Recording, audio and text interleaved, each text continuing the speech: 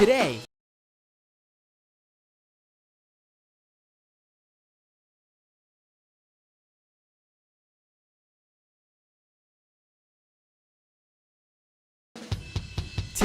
on Doomed! Trump's Truth Social. The former president of the United States, and really, emphasis on former, has a new social media platform on the way. But has he been overshadowed, and I say this jokingly, by Mark Zuckerberg's latest move? Renaming Facebook. The Metaverse? Meta? I have no idea how to say that. I'll never know how to say that. I'll continue to say that wrong throughout all time.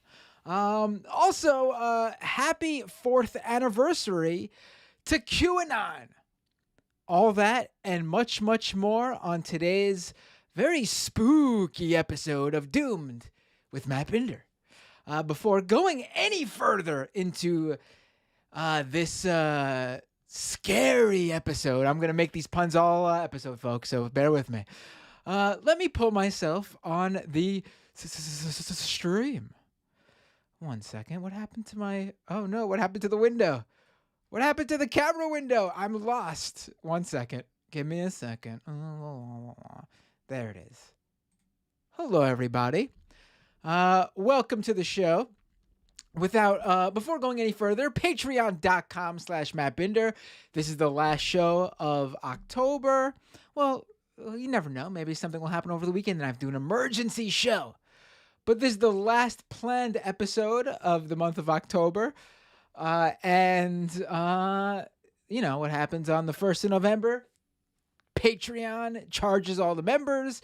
I lose some due to various, reasons. It happens. Everyone loses people on the 1st of the month, every single Patreon. So if you could join right now, because we are just a few subscribers away from good old 300, that would be fantastic. If you can afford to do so, of course.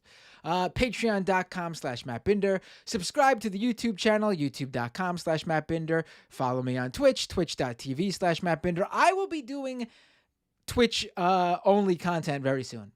Maybe next week I'll start. Because if you missed the special bonus Tuesday show I did, which I just uploaded for members on the podcast feed, it's still up on the live stream if you want to catch it. I went through it on Tuesday. I am still demonetized on YouTube. Same reason, or they looked at my channel and they claim that I still have reused content. They can't tell me what though. It's very important. So I can reapply next month, November 20th, I believe. So until then, channel's still demonetized. Can't accept super chats. But the show goes on. Also on Tuesday's episode, I went through TikTok and Snapchat's first congressional hearing.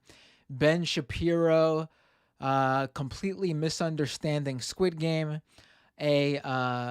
Charlie Kirk meets up with Frankenstein's monster, and by Frankenstein's monster, I mean Charlie Kirk's monster, a fan of his who just can't wait to use his gun to shoot people who don't think the election was stolen from Donald Trump. Went through that all on Tuesday, so definitely check that episode out. Special bonus content. But this is the normal, average episode of Doomed. Thursday's Doomed episode. And got a little bit, usually I pick one topic, but this episode, I got a few things to talk about. It is the show before Halloween. We should talk about the scary stuff first, right? Well, everything on this episode is scary. But let's talk about the 4th anniversary of QAnon really quick. This is a short one. Not much, always something going on in the QAnon world, but that's not the focus of this episode. But today, October 28th, along with being my youngest brother's birthday, happy birthday, Adam, it is also the 4th anniversary of QAnon. 4 years ago today, a anonymous user went on 4chan going by the letter Q and posted that first QAnon post. I believe it was the one about Hillary being that might have been the second one now that I think about it, but I think it was the one where Hillary's going to be arrested any minute now. Fast forward 4 years later, and we all know how that worked out. Q was right. Hillary's been in prison for 4 years now. Huma Abedin was sent right after her, along with her campaign manager, John Podesta, and then the whole staff of Comet Pizza, and Bill Clinton, Barack Obama. Joe Biden was sent to prison, and then, as we all know, 2020 came around, and Donald Trump defeated the independent campaign of Cory Booker and the Democratic campaign of Mayor Pete. Q was just very on the ball. He knew where this was all going. He foreshadowed everything to a T. Never got anything wrong. And so happy 4th anniversary, Q. It's been an absolute pleasure to watch your Nostradamus-like predictions come to fruition. Looking forward to 4 more years of you picking it as it is. As we all know, Q to this day continues to post his daily drops. They've become more frequent since last November, actually. He posts multiple drops a day. Always correct. For those of you who don't know, because we're on YouTube still, and I gotta be clear, everything I just said is a lie. Donald Trump is not the president. Joe Biden is. None of the people I mentioned are in prison. Thankfully, Mayor Pete was not the Democratic nominee. Although it would have been interesting to see a Cory Booker independent run, I will say. And Q has never been right once, and he's disappeared since early December of 2020. Hasn't been seen since, at least as Q. If you believe that Ron Watkins is Q, then we've certainly seen Ron Watkins just 2 weeks ago on this show when I played his announcement where he was going to run for Congress in Arizona. But yeah, 4 years since QAnon all started. Everything's been great. I will say, this show, as far as I know, if anyone would like to find an earlier episode and prove me wrong, I will be happy to be proven wrong on this, and I will announce I'm wrong, but I don't think I am. First show to cover QAnon in a critical way. As in not like a conspiratorial YouTube show promoting it. This is the first show that I could find, at least on Apple Podcasts or any podcast platform. Maybe there were YouTube videos, but first podcast platform show I could find that covered QAnon. Almost 4 years ago, I had Will Sommer of the Daily Beast come on, and we went through QAnon. It was like the first 4 months of QAnon, 3.5 maybe months of QAnon. Because that's how long it was when I first talked about it. So looking forward though to 4 more years of QAnon, obviously, because with all those midterm runs, I'm sure there'll be some more QAnon candidates along with Lauren Boebert and Marjorie Taylor Greene in Congress. I know, isn't that scary? I mean, let me cue up the Halloween sound effects here.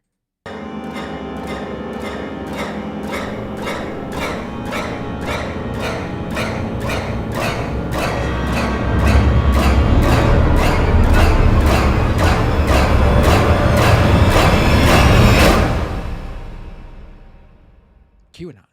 All right, let's get to the next topic of today's episode.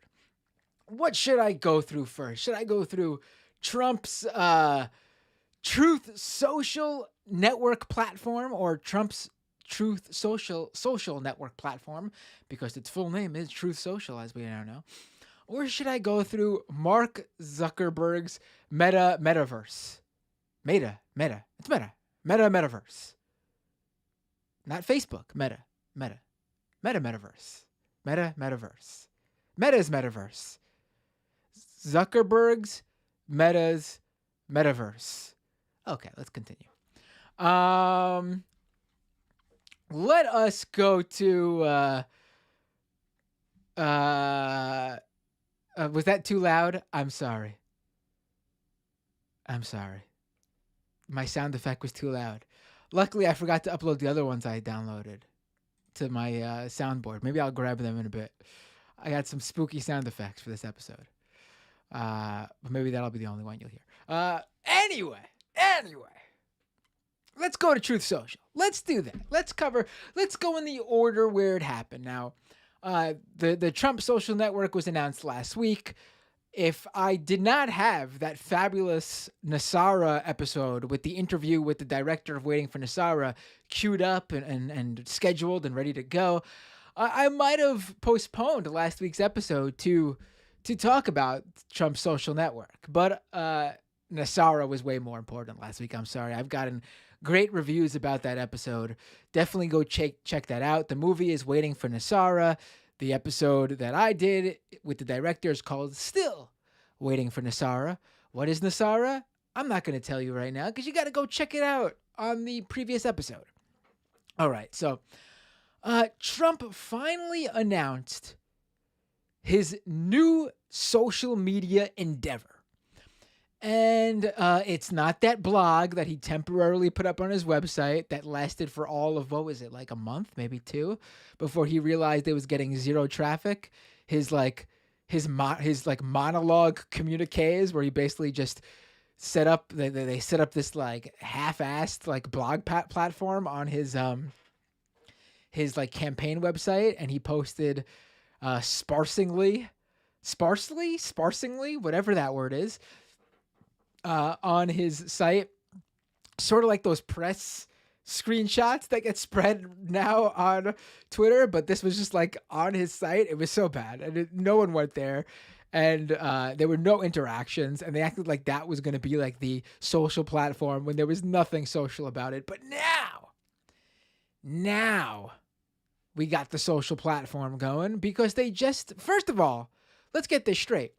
First, they announced a new company, and by they, I mean the Trump people, announced a new company called the Trump Media and Technology Group. And it's going to be Trump's entire media endeavor. Everything is going to be under the Trump Media and Technology Group, TMTG, umbrella. TMTG, of course, will also stand for the Marjorie Taylor Greene. So let's put it that way, too. But the first product from TMTG, just so you're not confused, is a social media platform called Truth Social. And why is it called Truth Social? I'm going to assume because Trump didn't want to splurge on any sort of easy domain name to remember, such as truth.com or like truth.io or like even truth.net. Those are all for sure taken. And I guarantee you, especially truth.com, if it's even for sale, not cheap, probably in the millions, if not like high six figures. So that's my take on why he went with Truth Social. TruthSocial.com was available. Truth.com was not. So anyway, Truth Social was announced. And before we get into the whole kerfuffle that was fantastic, where it already got, I'm going to use the word hacked. Not really hacked in the classic sense, but they announced the platform was going to launch in a beta in November, full launch sometime early next year, but they announced the beta was next month in November. Few enterprising internet sleuths found the Truth Social sign-up form, which was public, if you can believe it. Yeah, can you imagine the Trump guys not really having all their security or privacy or data issues all lined up beforehand? Sure. Oh my God, who would have never guessed? Shocking. But before I get to that, I will say this interesting little tidbit here. So this was announced October 20th. like in the evening. And right away, they also announced that it was TMTG, which will run Truth Social, was going to work with a corporation called Digital World Acquisition Corporation. And this company is basically just like a shell corporation that has a listing on the stock exchange. Interesting enough, the guy who runs this company apparently runs a business in Wuhan, China. Uh, so yeah, but anyway, they the next day, because this announcement where TMTG, Trump's media conglomerate that hasn't even launched anything yet, literally is on the stock market right away. And when the stock market opens the following day, the stock for Digital World Acquisition Corporation goes through the roof. Well, not through the roof, but it goes very high. It like more than doubled, I think. I don't know where it's at now. But this is after all that drama and that kerfuffle I just talked about just the night before, where people were setting up, basically found the sign up form on Trump's Truth Social before it was launched, and were basically trolling it. And all this stuff came out, which we'll get into shortly, about how cheap or lazy the platform is made. But I wanted to bring up the SPAC thing first, how it's already publicly traded because it's partnered with this shell corporation, and how the stock gained a lot, as proof about how all of this, the stock market, the financial world, is absolute bullshit. Like nothing that happened the previous night that basically right away, hours after Truth Social was announced, pulled the mask off of it as just like a lazy, like cloned website, nothing original, no actual technology there. It's just a lazy cloned social media platform with nothing original. None of that mattered because the finance world saw, oh, Trump on the stock market with his social media platform. We think it's going to be big because Trump and social media, we're going to throw money at it. Well, it is what it is, I guess, right?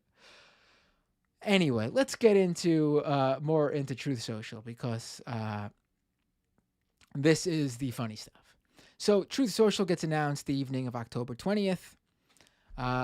They put out this big announcement. Trump put out this big announcement. It was long too, so I'm not gonna read it. Or should I? Should I read some of it? Oh, I guess I'll have to read some of it, won't I? I'll read some of it. Give me a second. So here is oh wait, this was from a few days after. I don't want to read that one. Okay, his statement in the press release was much shorter, from October 20th. So let's do this. I created Truth Social and TMTG to stand up to the tyranny of big tech. We live in a world where the Taliban has a huge presence on Twitter. Yet your favorite American president has been silenced. I'm doing my Bernie Trump, aren't I? But anyway, my favorite American president, this is unacceptable. I am excited to send out my first truth on Truth Social. That's right. Twitter has tweets. Truth Social has truths. Does it get any more dystopian? TMTG was founded with a mission to give a voice to all. I'm excited to soon begin sharing my thoughts on Truth Social and to fight back against big tech. Everyone asks me, why doesn't someone stand up to big tech? Well, we will be soon. I mean, this is a slap in the face to Parler, to Rumble, to BitChute, to Gab, to Getter. What other conservative media platforms am I forgetting? Big slap in the face to all of them, right? And we'll get to the biggest slap in the face to one of them specifically in a little bit. But anyway, so it's announced. People are talking about it. People are writing it up. The reports come out. Trump's got his social media platform on the way. On Twitch, MRALA says Mr. Allah, I guess, or Murala.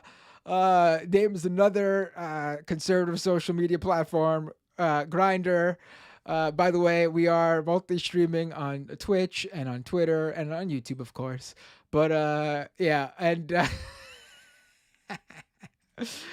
anyway, so it's going out there, and literally just like a few hours later, just a few short hours later, trolls find the sign up form for Truth Social. Now remember, it hasn't launched yet. Why Truth Social even has a public sign up form is beyond me.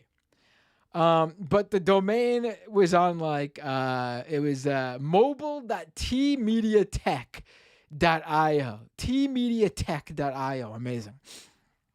And so people start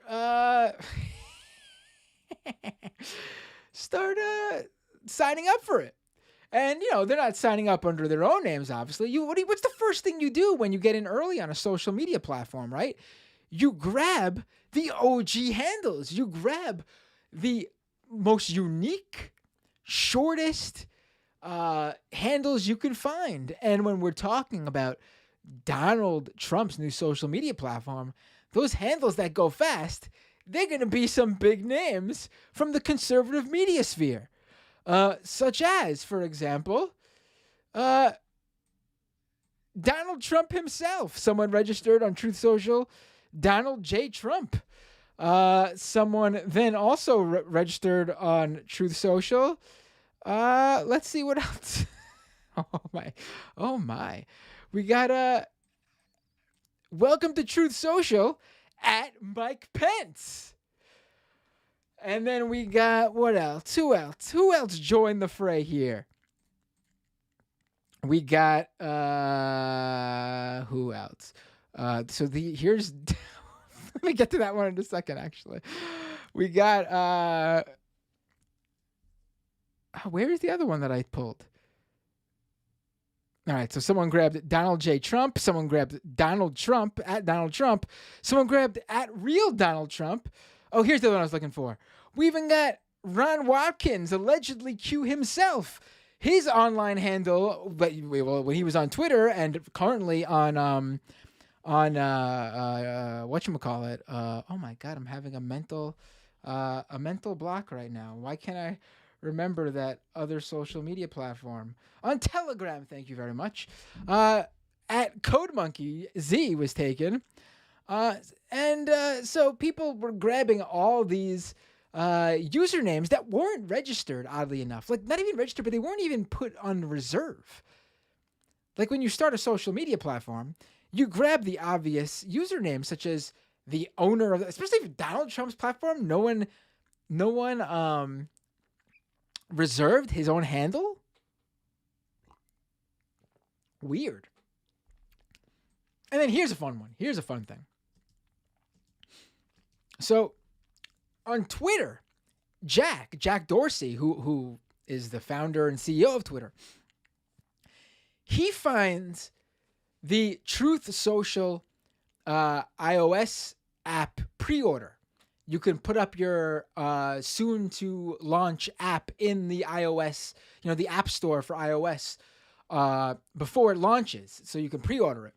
He finds that, and he notices that in the promo images, when you're in the App Store and they have those images that promote like screenshots of the app, he notices that one of them is sort of mocking him. Like the main promo screenshot for Truth Social in Apple's App Store shows a profile on Truth at Jack that's sort of mocking the founder of Twitter, Jack Dorsey, obviously because they banned Trump after January 6th. And you would think that they actually grabbed that handle to do this, but no, apparently they just had someone mock that up in Photoshop because someone literally ended up with that sign-up form that wasn't supposed to be out there. Someone literally was able to grab the @Jack handle, and they were having a conversation with the @Donald J. Trump handle on the unlaunched Truth Social at Donald J. Trump tweeted, "Fuck you, at Jack." And at Jack tweeted, at Donald J. Trump, "Well, I'm not sure what I expected." Again, this is on Trump's big multi-million dollar social media platform that's worth multiple hundreds of millions, apparently, and is on the stock market already, trading for in the double digits. And none of this stuff was registered or planned out or made private or put in some sort of testing capacity where where it was behind like a passcode. Nothing. So after a while, the fun for the trolls ended, and Truth Social started shutting everything down. People who created those accounts noticed this message: you can no longer use your account, and your profile and other data are no longer accessible. And then they ended up taking down the tmediagroup.io, whatever the hell it was, website. So it's back to being unaccessible. But before they did that, I just want to say that someone who registered one of those Donald J. Trump accounts was able to post the pig poop balls image under at Donald J. Trump's name. So there you go. Pig poop balls on Truth Social at Donald J. Trump. Oh, yeah. I guess that's what, the freedom of Truth Social is all about. They'll shut you down if you do things that they don't like. But here's the thing, and here's the great thing. People who got onto Truth Social when they were signing up, they realized that it sort of looked like a familiar platform. Like, it didn't look like something unique. And people did a little bit of sleuthing, and it didn't take much because it's literally a copy and paste job. It looked like an exact clone. Truth Social is built on an open source platform called Mastodon. Basically, anyone could grab the Mastodon source code, which is open for anyone to use by the organization Mastodon that runs Mastodon, and basically create their own hosted social media platform using the Mastodon platform. And there's nothing inherently wrong with using open source software. Obviously, WordPress is very popular. There are major media organizations and online services that do use WordPress.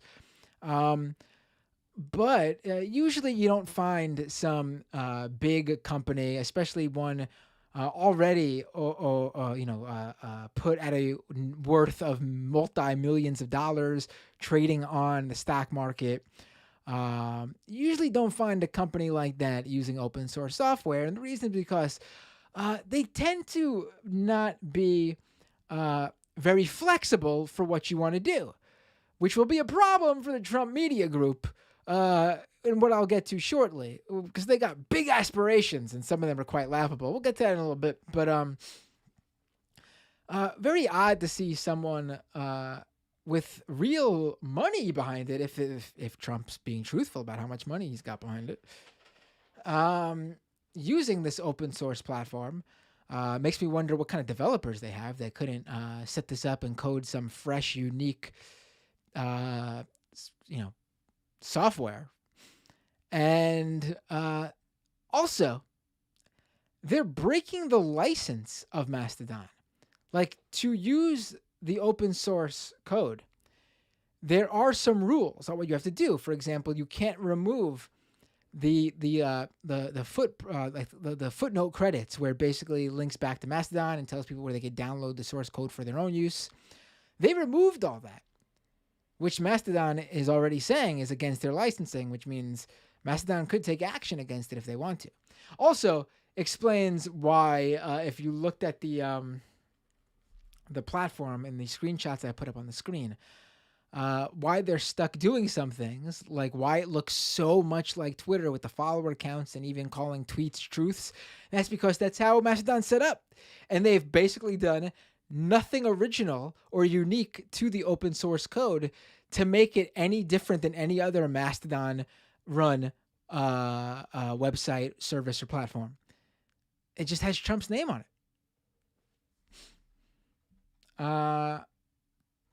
So, all right, I mentioned why it's going to be hard for them now to do future things with it.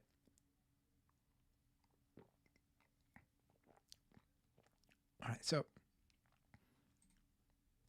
everything I just told you about the Trump Media Group and his social media platform, Truth Social, is quite weird.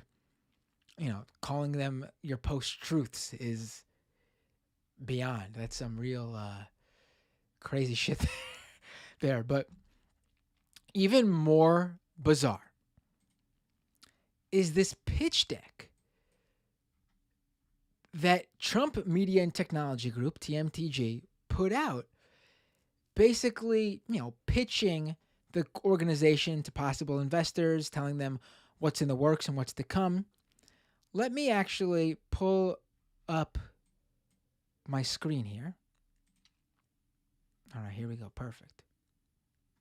So let's take a look at what we got here. Let me zoom out just a little bit. All right, there we go. So, company overview. Nothing crazy there. Our vision, TMTG will fight for the First Amendment protections and freedoms of all Americans, protect democracy, and defend capitalism. Great. Wonderful. TMTG aspires to create a media powerhouse to rival the liberal media consortium and fight back against the big tech companies of Silicon Valley who have used their unilateral power to silence opposing voices in America. On January 2021, big tech, Facebook, Twitter, and others began to forcibly silence President Donald J. Trump and many other conservative voices, blah, blah, blah, blah, blah. This is unacceptable. Let's continue, because this is not the crazy part. All right, this is some headlines from big tech companies when they suspended various conservative voices after January 6th. There's Trump again with the Twitter bans U.S. president, but maintains Taliban account. Where's this one? All right, here we go. This is it right here. So let me move out of the way for a second. Let me disappear for a moment here, so you can see everything. This is basically the corporate umbrella of TMTG. And on the left-hand side, the first thing they've got coming out is Truth Social. And they say the plan is to have it compete against Twitter and Facebook. Okay, fair enough. It probably won't. It definitely won't. Its competitors will be Parler, Gab, Rumble, etc., etc.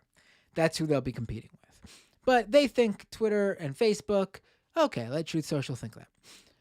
But here's where it gets. They're really shooting for the stars here. Now remember, this is an organization whose first product is built on an open source copy and paste source code. They are planning a product called TMTG Plus. Now, what is that? It is going to rival Netflix and Disney Plus. So it's going to be a video streaming service. This company that cannot even code its own basic social networking site. And let me tell you, it's probably something like a very basic, like a foundational Twitter type project. Probably one of the easiest things you could throw together. I'm not a coder, so this will all be hard for me. But for someone who knows coding, is an engineer, they could probably tell you that a basic social media platform where you just post and follow someone you like, probably one of the more easier things to code. Also, not that hard on your servers, bandwidth-wise. Obviously, when you deal with video, it'll get a little bit more heavy in terms of how you got to deal with bandwidth and server space. But the basics, easy to put together. They're going to put together a streaming service. I mean, I don't know if there's an open source Netflix out there, but good luck. Good luck. Southpaw says, I'm a programmer. It's not easy. Uh, I'm going to assume it's easier than building a Netflix clone. No? Uh, they also are planning a TMTG news service to compete with CNN and iHeartMedia. All right, that seems like something they could do. A website, a news website.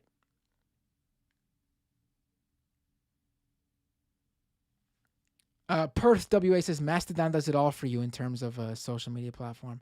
It's easy as hell. Right, that's what I'm saying. Like that's compared to they're gonna put together their own Netflix or Disney Plus service. But now this is where it gets truly hilarious. Long-term opportunity for the TMTG tech stack.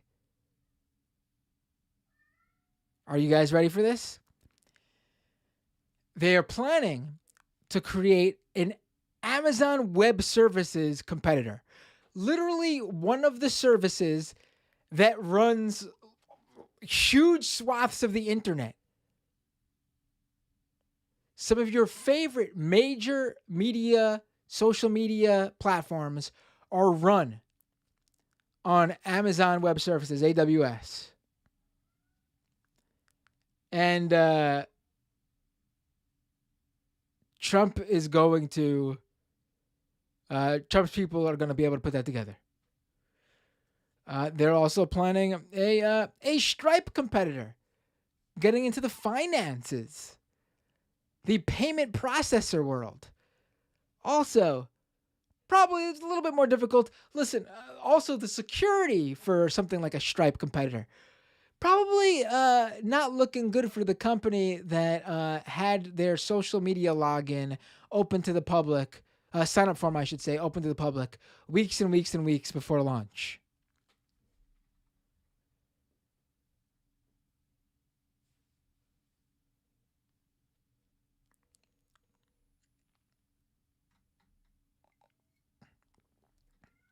Public Utility says build an open source co-op YouTube. Easy.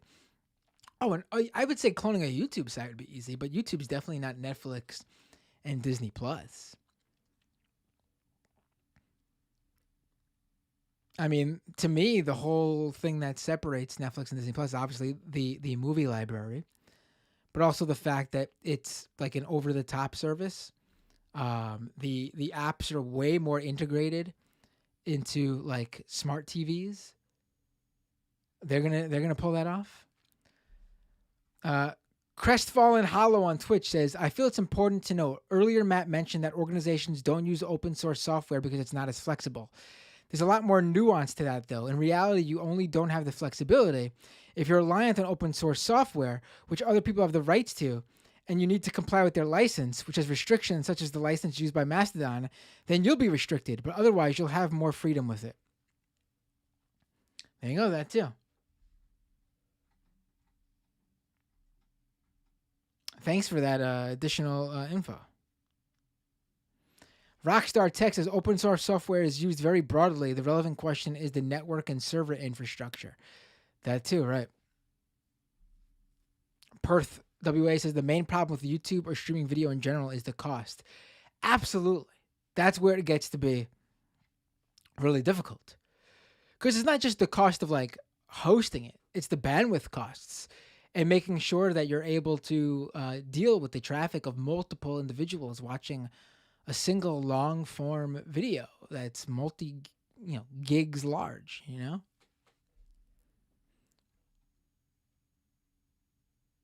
The Blind Seer says InfoWars app is at least used to be on Roku, which really is all Trump's audience would need. True, but again, I wouldn't call TMTG Plus then a Netflix and Disney Plus competitor. All right, that was fun. Oh wait, I almost forgot to get into this. One more slide here to show you. One more. Oh boy, they're really all right. One more here. Where is this? Okay. So in this slide here, Trump Media and Technology Group basically shows TMTG as the center of the conservative media universe. And it shows all other conservative social media platforms basically being pulled towards Planet TMTG. You got Daily Wire, OAN, Washington Examiner, The Blaze, Fox News, Twitchy, what else? Parler, Gab, Newsmax, PragerU, Revolver, GP, Rumble, Turning Point USA, and Getter. And now here's the funny thing. Now, Getter, as you all know, oh my God, I'm having another mental block here. Jason Miller, right? Getter is run by former Trump associate Jason Miller. And originally, when Getter was being put together, Jason Miller had thought that Getter was going to be Trump's new platform. Like, he was trying to get Trump to be on Getter and like grace it as the official Trump social media platform where he would have his official presence. Didn't work out. But when this announcement came out, Jason Miller's out there congratulating Trump and saying, you know, we're working hard at Getter to really create a great platform. So let the friendly competition begin or something like that. Now, look closely to the Getter planet in this conservative media universe. And everyone else is just going towards Trump. Nothing all that crazy with their little graphics or anything like that. Look at Parler, Newsmax, Revolver, Examiner. Nothing out of the ordinary here. Look at Getter, though. See if you notice that.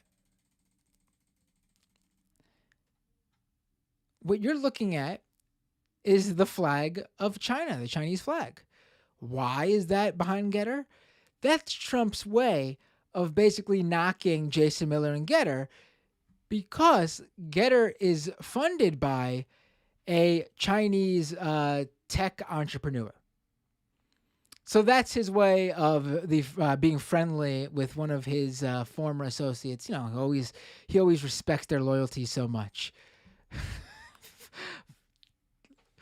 Gotta love it, though. Gotta love it. Gotta love it. All right. That's enough with the Trump media group. Funny shit.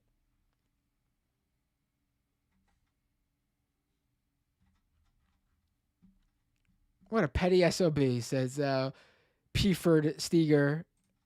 Absolutely. That is Trump.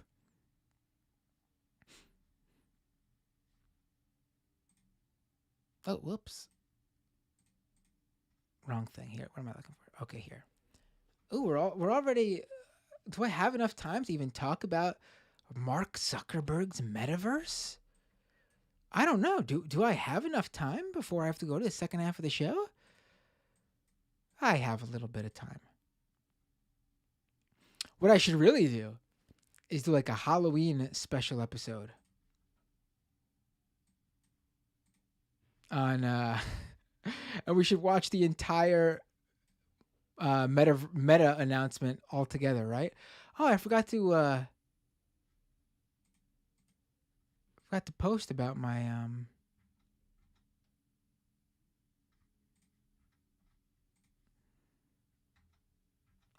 I forgot to post about the show. I forgot to oh my God. I gotta put it out right now.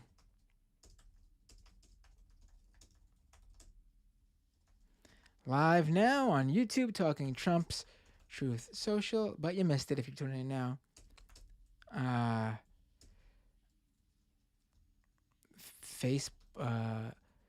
Zuckerberg's Metaverse and QAnon's fourth. I can't believe I forgot to promote the YouTube link on my Twitter channel. Unbelievable. Anyway, back to you guys.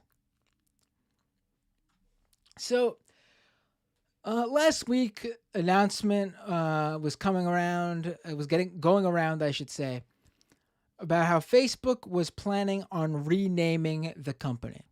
Now, if you're just tuning in, if you're unaware of the details surrounding that, you didn't see the big Facebook announcement, then you're probably wondering, wow, it's not called Facebook anymore? No, no, no, no. See, Mark Zuckerberg decided he wanted to do the thing that the Google guys did in 2015. They decided that they didn't want their whole company called Google when Google was just their search engine product and they had other things they were working on. So they decided in 2015 that they were going to rename the company from Google to Alphabet. And Google, the search engine, would be one of Alphabet's products. So, YouTube lives under Alphabet. Just like how I just showed you that Trump Media Group stuff. Now, so Mark Zuckerberg decided he didn't want the entire company named Facebook. He claims that has nothing to do with all of the terrible press and overall negative sentiment surrounding Facebook during this time, with the Facebook leaks from the whistleblower detailing all the incredible ways where Facebook knew its platform was dangerous to pretty much everybody, and especially in the one that really is taking center stage to young people, specifically young girls, like teenage girls. Nothing to do with that. He always had planned that, Facebook, the social media platform, was just one product, and he wanted to change the name of the company. So everything would live under that company, and the products would be Facebook, Instagram, Messenger, WhatsApp, et cetera, et cetera, et cetera. So today they had that announcement, and the video was a bit, the announcement was weird. It was very weird because they showcased all this stuff that Mark Zuckerberg has been talking about recently about the metaverse. Like, Mark Zuckerberg believes that very soon, in the next 10 years, we'll be all living in virtual worlds, partaking in the virtual economy. We'll all be walking around wearing VR glasses or augmented reality glasses, and we'll be shooting holograms off our wristwatches.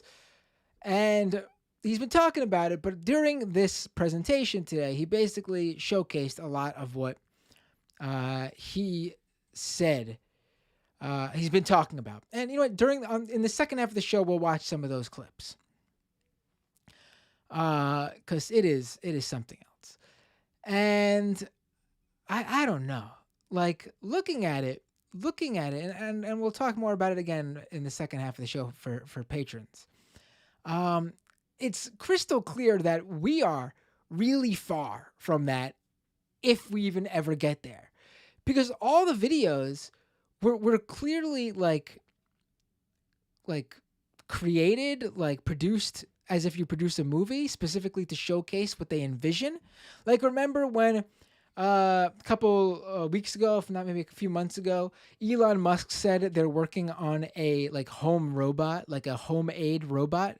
And to showcase what they envision that to be, they had a guy come out dressed up, like a human being come out dressed up like what they say the robot will look like, and to do dance moves and stuff. Like, this was literally that. This was a cutscene from a video game, where it's produced like a movie, like a CGI, able to take the time to make everything look great. And, it's not an open world. It's just like the little room they need to create for that specific thing. That's basically what it was. Because those graphics they showed and the things you'll be able to do, moving around inside virtual reality and being able to shoot holograms and shit, and bring augmented reality stuff from the real world into your virtual world. We are nowhere near that.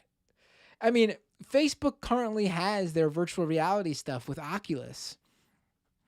And their current virtual reality meeting rooms are literally like Wii-esque. You remember Mii's from Wii? They look like that, but they don't even have legs in Mark Zuckerberg's world. It's that we're that far from that world. Which really makes me think this was, regardless of what they say, this is perfectly timed because they got all these leaks coming out, painting them in a terrible light, and they needed to change the press, the conversation in the press.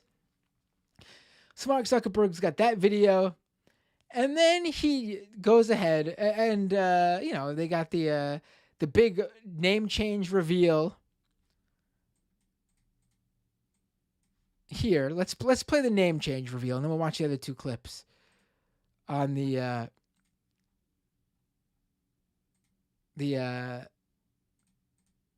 second half of the show. Let's get to this. Here we go. Here's the name change reveal. Reflect. Let me cue that up. All right, here we go.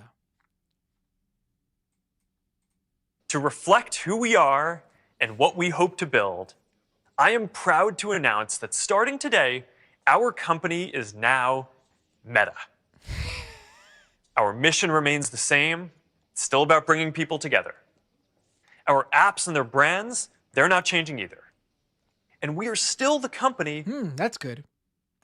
Facebook's not changing at all after everything we're finding out. That's good. Designs technology around people. But now we have a new North Star to help bring the metaverse to life. All right. And he continued, from now on, we have a new North Star. From now on, we are going to be Metaverse first, not Facebook first. So, my take from it is, maybe if we are Metaverse first, the virtual reality world we'll all be living in and using Facebook in and Instagram in. And obviously there'll be NFTs because obviously that's the money right there. The crypto and the NFTs, that's what they're really pushing for. Commodifying everything. Maybe if you want legs in your little meeting space in the metaverse, you'll have to buy the NFT of them, right? With Mark Zuckerberg bucks. But my take on that is we're going to be Metaverse first, not Facebook first. Maybe if we ignore the problem, which is Facebook, it'll just go away, right? I mean, to say not Facebook first at this point in time, where Facebook, their main product, their moneymaker, the product that makes them the billions of dollars, the largest social networking platform in history, billions of people globally on Facebook, some countries, even their internet is literally Facebook because Facebook provides free internet to some developing nations.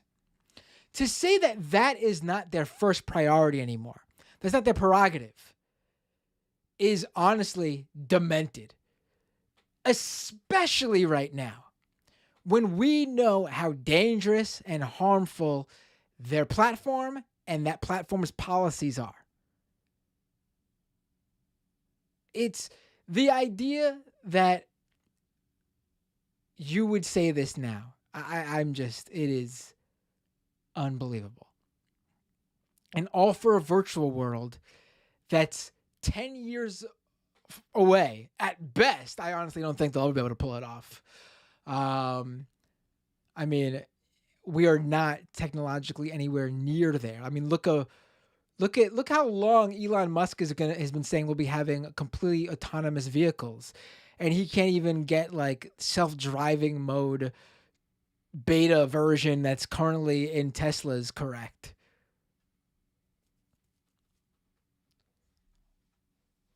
Ludicrous. We'll get more into the metaverse stuff, but I wanted to talk about the meta name change for this first half of the show, and how it's ridiculous that they're what they're saying. Like, if they wanted to change the name to Meta now, who cares? No one calls Google Alphabet, except for like business reporters or like industry people. When they talk about Google, they talk about Google. They don't talk about the parent corporation Alphabet. This is just, their way of trying to change the topic of the day. All right, so let's go to the second half of the show.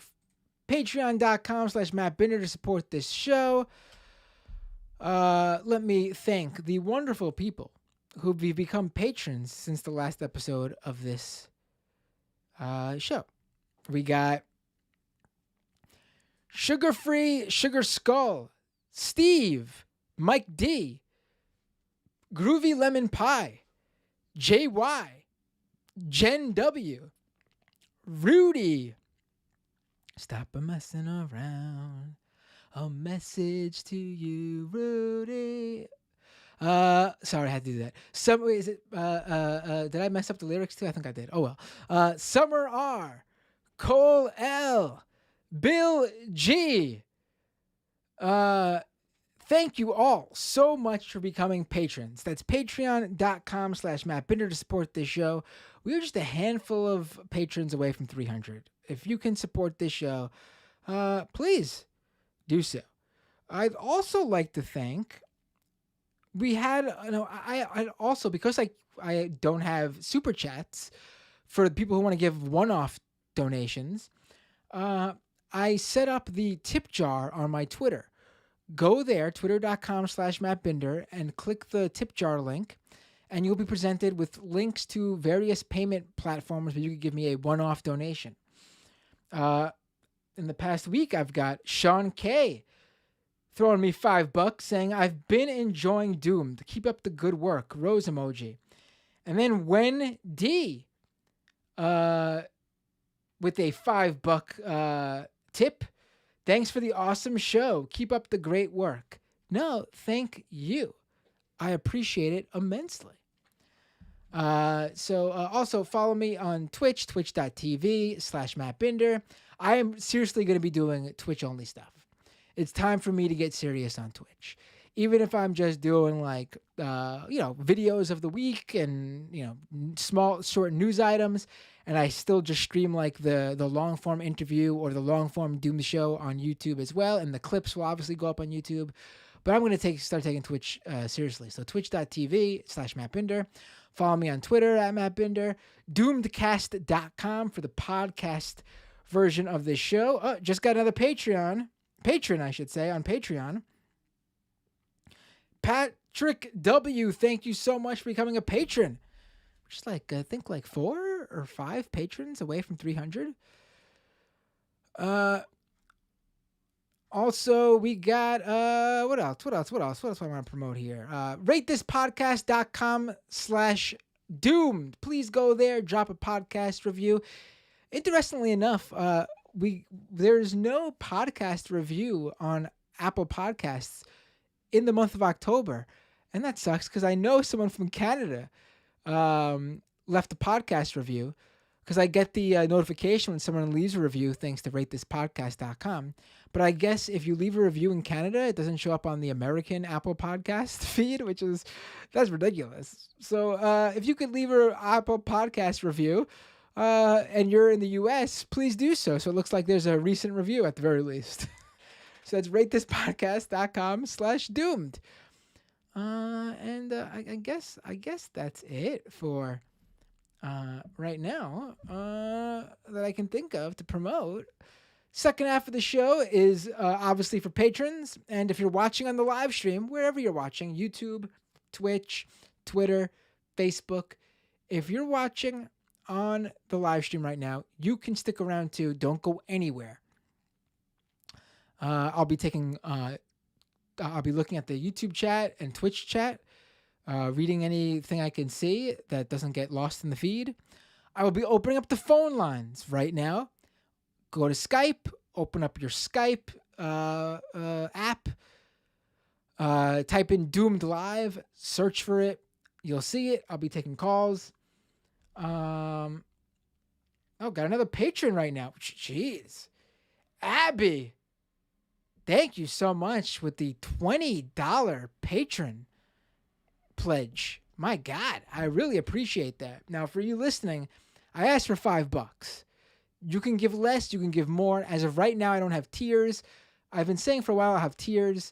I should have tiers. People who want to give 20, like Abby, so she could get some extra bang for her buck with the bonuses. I'll figure something out. I really will.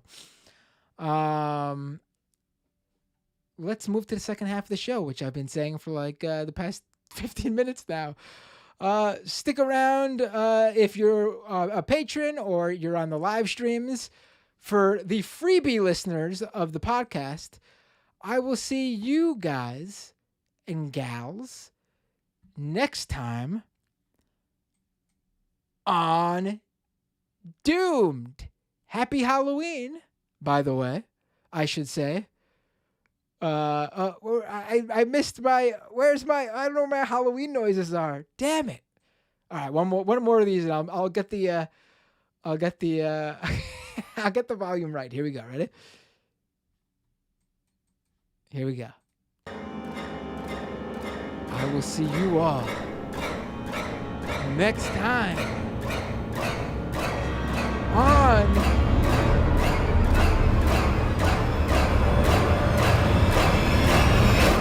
Doomed.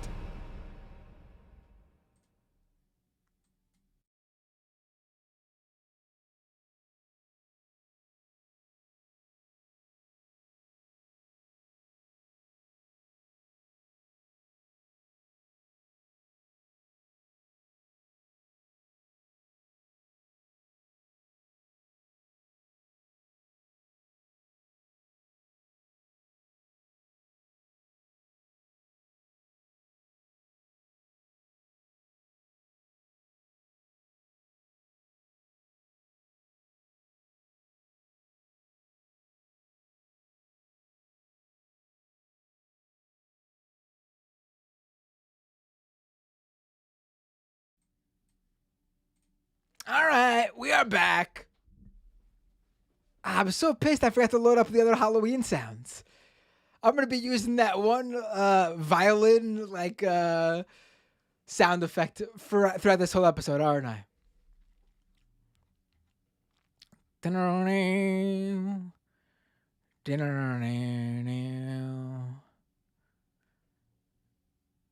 Oh, I forgot to open the Skype. I want to take some calls right off the bat because we've got a lot of people calling in. Oh, talk about spooky. Let's actually watch this while I get Skype set up. I'll probably have to do an episode where we watch this together. Actually, it's going to debut on. I'm actually going to shut Skype so I don't get any calls coming in right now for this. So I want to watch this with you guys. So. Let me cue it up, actually. Give me a second. To reflect who we are. Not you, Zuckerberg. We'll come back to you in a minute. This is what I want to do. Oh, boy. Oh, boy. So, Tucker Carlson has a special coming out on November 1st, the day after Halloween, this Monday, about January 6th. In the storming of the Capitol, the move to force Mike Pence to overturn the 2020 presidential election, setting in motion various different things that would eventually lead to Donald Trump actually winning re-election and being our president right now. Because they claim there's election fraud, which there wasn't. Joe Biden is the president. But anyway, Tucker Carlson has a special coming out on January 6th. And my God, does it look like it's going to be fucking insane. Like, this is going to be something truly out there. This is like demented status right here. Here's a preview that they're playing on Fox News to promote this. I don't even know what to call this. This piece of crap.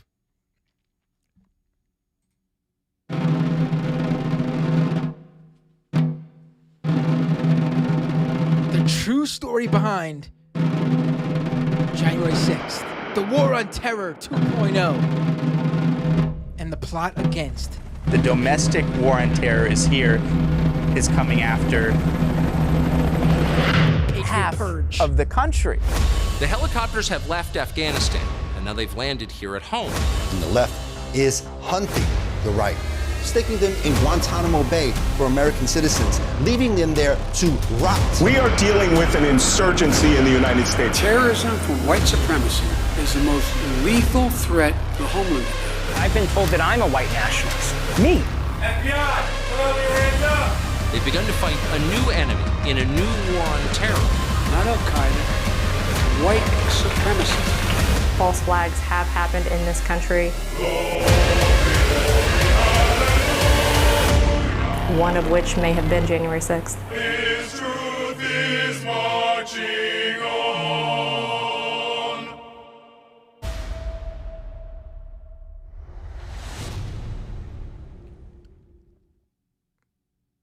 We literally have video and photographs of major names in the right-wing MAGA world. Known Proud Boy figures, known 3%ers and other militia groups, QAnon personalities that have been out there with their pro-Trump conspiracy theories, people who've been in that MAGA universe for years, like since like 2015, some of them, 2016, 2017, a lot of them, who were there taking the videos and pictures of themselves there. And Tucker Carlson is really about to gaslight all of the Fox News viewership who doesn't already believe this, because this conspiracy theory has been out there obviously since January 6th. But with Tucker Carlson going all in with it on Fox News, you know the belief in it is about to skyrocket. And it's going to be mainstream right-wing thought now, Republican thought now. They're really going to present the case that claims January 6th was a false flag operation and that those weren't Trump supporters storming the Capitol building.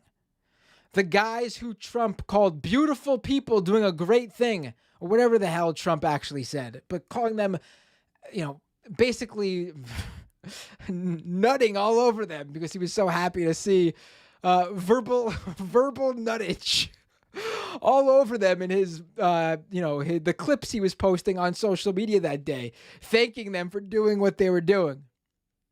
They're really going to claim now that was like, Antifa doing Joe Biden's bidding?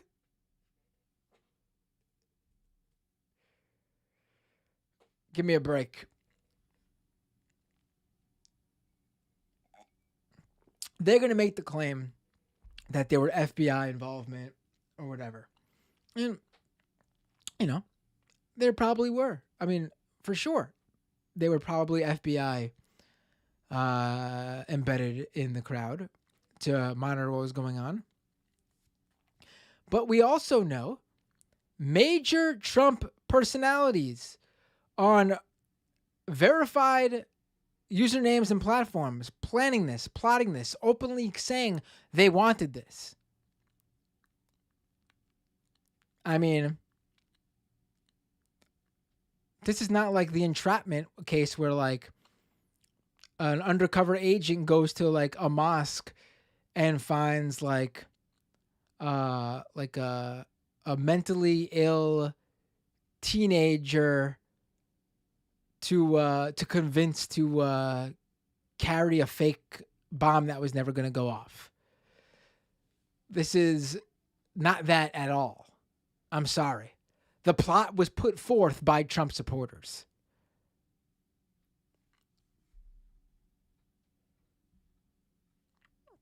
Look forward to watching it, though.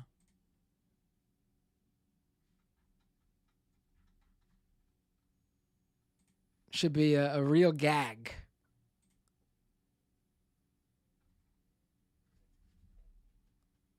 Oh damn, we're five patrons away. Exactly, I think. Maybe 6. No, 4, I should say. I'm excited. Because every time we hit one of these numbers, it's a big deal. Whoa. We're 3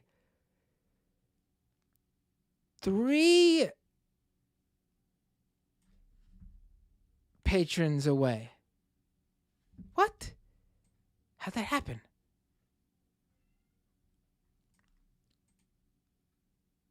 I'm excited. Let's go to the phones. Let me open the phone system now. When I say I'm excited, by the way, I'm going to make this clear for people who are patrons. This is the patron half of the show, and for people who aren't patrons, maybe who are watching the live stream right now. Obviously, when you become a patron, I get paid, I get money. But I really am not saying this because I want to pad my wallet and bank account and just go, oh, cool, I got all this extra money. The dream here is to literally take this beyond the amount of time I'm putting into it now. More stream, and then eventually, we're nowhere near this goal now, but eventually do full-time content. Literally, hire people, do a lot more. It's not just about getting the extra money. It's having the funds to build something more that could be fun and cool and interesting to do. That's it. All right, let's go to the phones. What's your name? And whoa, what is this? Hey, Matt, it's Tony from Texas. Ladies and gentlemen, Tony from Texas is about to bring us into the Meta Doomdaverse. Let me pull this. This is something where I got to take myself out of the feed here. Even give me 1 second here. This is all Tony's screen. Last episode on Tuesday, I think it was. Tony brought us a 3D Doomed logo from inside the VR headset. Now we got, I don't even know. You got to see this to believe it. Let me pull the feed up here. Look at this. Is that me with the very thin sparse hair all over my head? the thinning hair all over my head and chin. It's not the most accurate, but I did what I could. What were those things where you would have a picture of the bald guy and use the magnetic pen to right, put the with the little magnetic shavings or whatever. Yes, it looks like that, but that's cool. I like it. I'm glad you do. Yeah, I was like, what are we gonna do today? And I really enjoy your opening Doom. So I thought, you know what, we're gonna do a little sketch of Matt. Thank you. Now, can you move us around to see the 3D version of that, or that's not what this is? Yeah, so here's what I'll do is I'll go ahead and switch to my camera. Whoa! Ladies and gentlemen, this is the Metaverse. Forget what I said before about us being a decade away. The future is now, folks.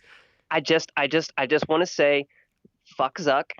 I will never own an Oculus. I don't want anything to do with Zuckerberg's version of virtual reality. Hold on, I'm gonna give you enjoy this one, Tony. Ready?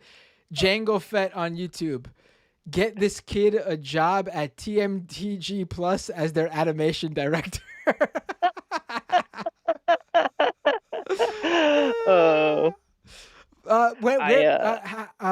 How many ethers do I spend on OpenSea to buy the NFT of this, by the way?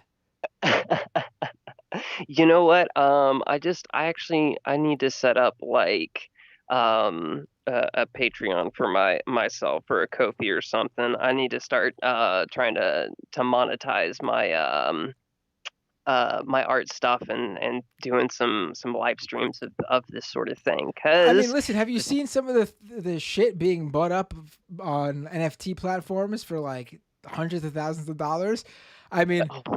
This magnetic shavings version of me looks better than that stuff. So maybe I don't know. I'm pretty skeptical of all the NFT Bitcoin shenanigans and everything. And that was even before hearing everything that you and Dave Griscom and Matt Leck have had to say and share about all that kind of stuff. So I rather just kind of get some community support on this kind of thing. Samantha Sider says this NFT will be worth $50K. Well, maybe I should then. I don't know. I'll look into it. Because the thing I wanted to like call in and talk about tonight was how I've noticed in my like 15 plus years of being in the labor force, the harder I have worked and the more skills that I have developed and just the more that I have had to offer as a laborer, the harder it's been for me to find a job. And I've been kind of like scraping by on freelance and contract work since the pandemic and like the generosity of like friends and family and stuff. And I've been putting in so many applications, so many places. I've had several interviews canceled for like key holder management type. What are you looking? What are you looking for? What do you do? What do you do? I've got a really broad, like my background. I've got like over a decade of culinary and retail experience. I've over the past year and a half been getting really into all of this like 3D art and animation stuff. I've done fitness coaching and like rock climb coaching stuff. That was what I was doing before the pandemic. And it has been hard to find anybody willing to pay me anything even remotely close to like a living wage on like the only 2 jobs I've ever had that have paid me close to what my time is worth per hour have both been contract positions. I did voter outreach organizing in the spring for a local election, and I made like $20 to $21 an hour doing that. And then I teach art classes to elementary school students, teaching them how to do this VR art stuff. And I get paid $35 an hour for that, but it's only like, an average of 3 hours a week. So it's not really like sustainable, but it is closer to like what my time and my skill and my talent calls for. And I've been putting myself out there for like between $15 and $17 an hour for all sorts of different retail and sales positions and working for the water department, like clerical stuff. I did several years like customer relations, remote and everything. So I'm really, I'm a whiz at all the spreadsheets and word processing and all that kind of stuff. Like I've cast a pretty wide net for employment, and I had several interviews lined up last week, and 2 of them canceled on me because they don't start anywhere near $15 an hour for assistant store manager positions, like key holder. Oh, you mean only person? You mean all that media coverage about all these jobs out there, and all these everyone could just go out, and people are being lazy, and obviously because all these great jobs are just begging for people to come apply to them. I mean, that's not the truth. It's not. It's amazing. It's like, and I hear these conservative arguments. I need to. The theme of this episode. The theme of this episode. Give me a second here. Where is this? Okay, here it is. You mean that's not the case? Do you hear the sound effect? No, I didn't hear the sound effect. You can't hear it, but the rest of everybody else can. Okay, I won't do it because you can't hear it. Isn't as good if you don't hear it over Skype. Well, I'll just re-listen to this part later. I was doing that same stabby violin horror. Yeah, cool. But yeah, no, it's funny because the really like common conservative argument is that if you can't find a job that pays you enough, go learn new skills, like, have more to offer, blah, blah, blah, blah. But it seems like the the better I can sell myself to a company, and the more like confident I am about my skills and what I can offer, the less they are really interested in having somebody like me around who is like capable and willing of advocating for myself and like not selling myself short. Like, you know, in a number of interviews that I have had, I've been like, you know, my time is worth, you know, Right. 35 plus an hour, but I'm willing to give you a serious discount on my time and start for like 15 an hour. Right. And It's like that. it's really rough out there. I don't know, especially in those specific industries, you know, retail and obviously any service industry, for sure. And obviously artists, it's always hard because I mean, it's pretty much the money you make from being an artist is basically either nothing or a shit ton. And there's a lot of people making nothing and very few people making a shit ton and pretty much nothing in between. Yeah. Like there's not many like artists who are like, you know, I'm making like a decent, 50, 60K, you know, an average. No, it's sadly not the case. If you're a full-time artist, you're either making a lot of money, which is very few people, or you're making not enough, even close, which is sadly a lot of people. And it's kind of hard to like break into like game studios and that sort of thing because I've, you know, been kind of self-taught in all of this stuff. Like I've been just since the pandemic and I found myself with some more free time, I was getting into like YouTube tutorials and that sort of thing and diving into programs like Blender and Unreal and that sort of thing. So I feel like pretty confident in these programs now, at least for like, you know, kind of starting or like internship type position.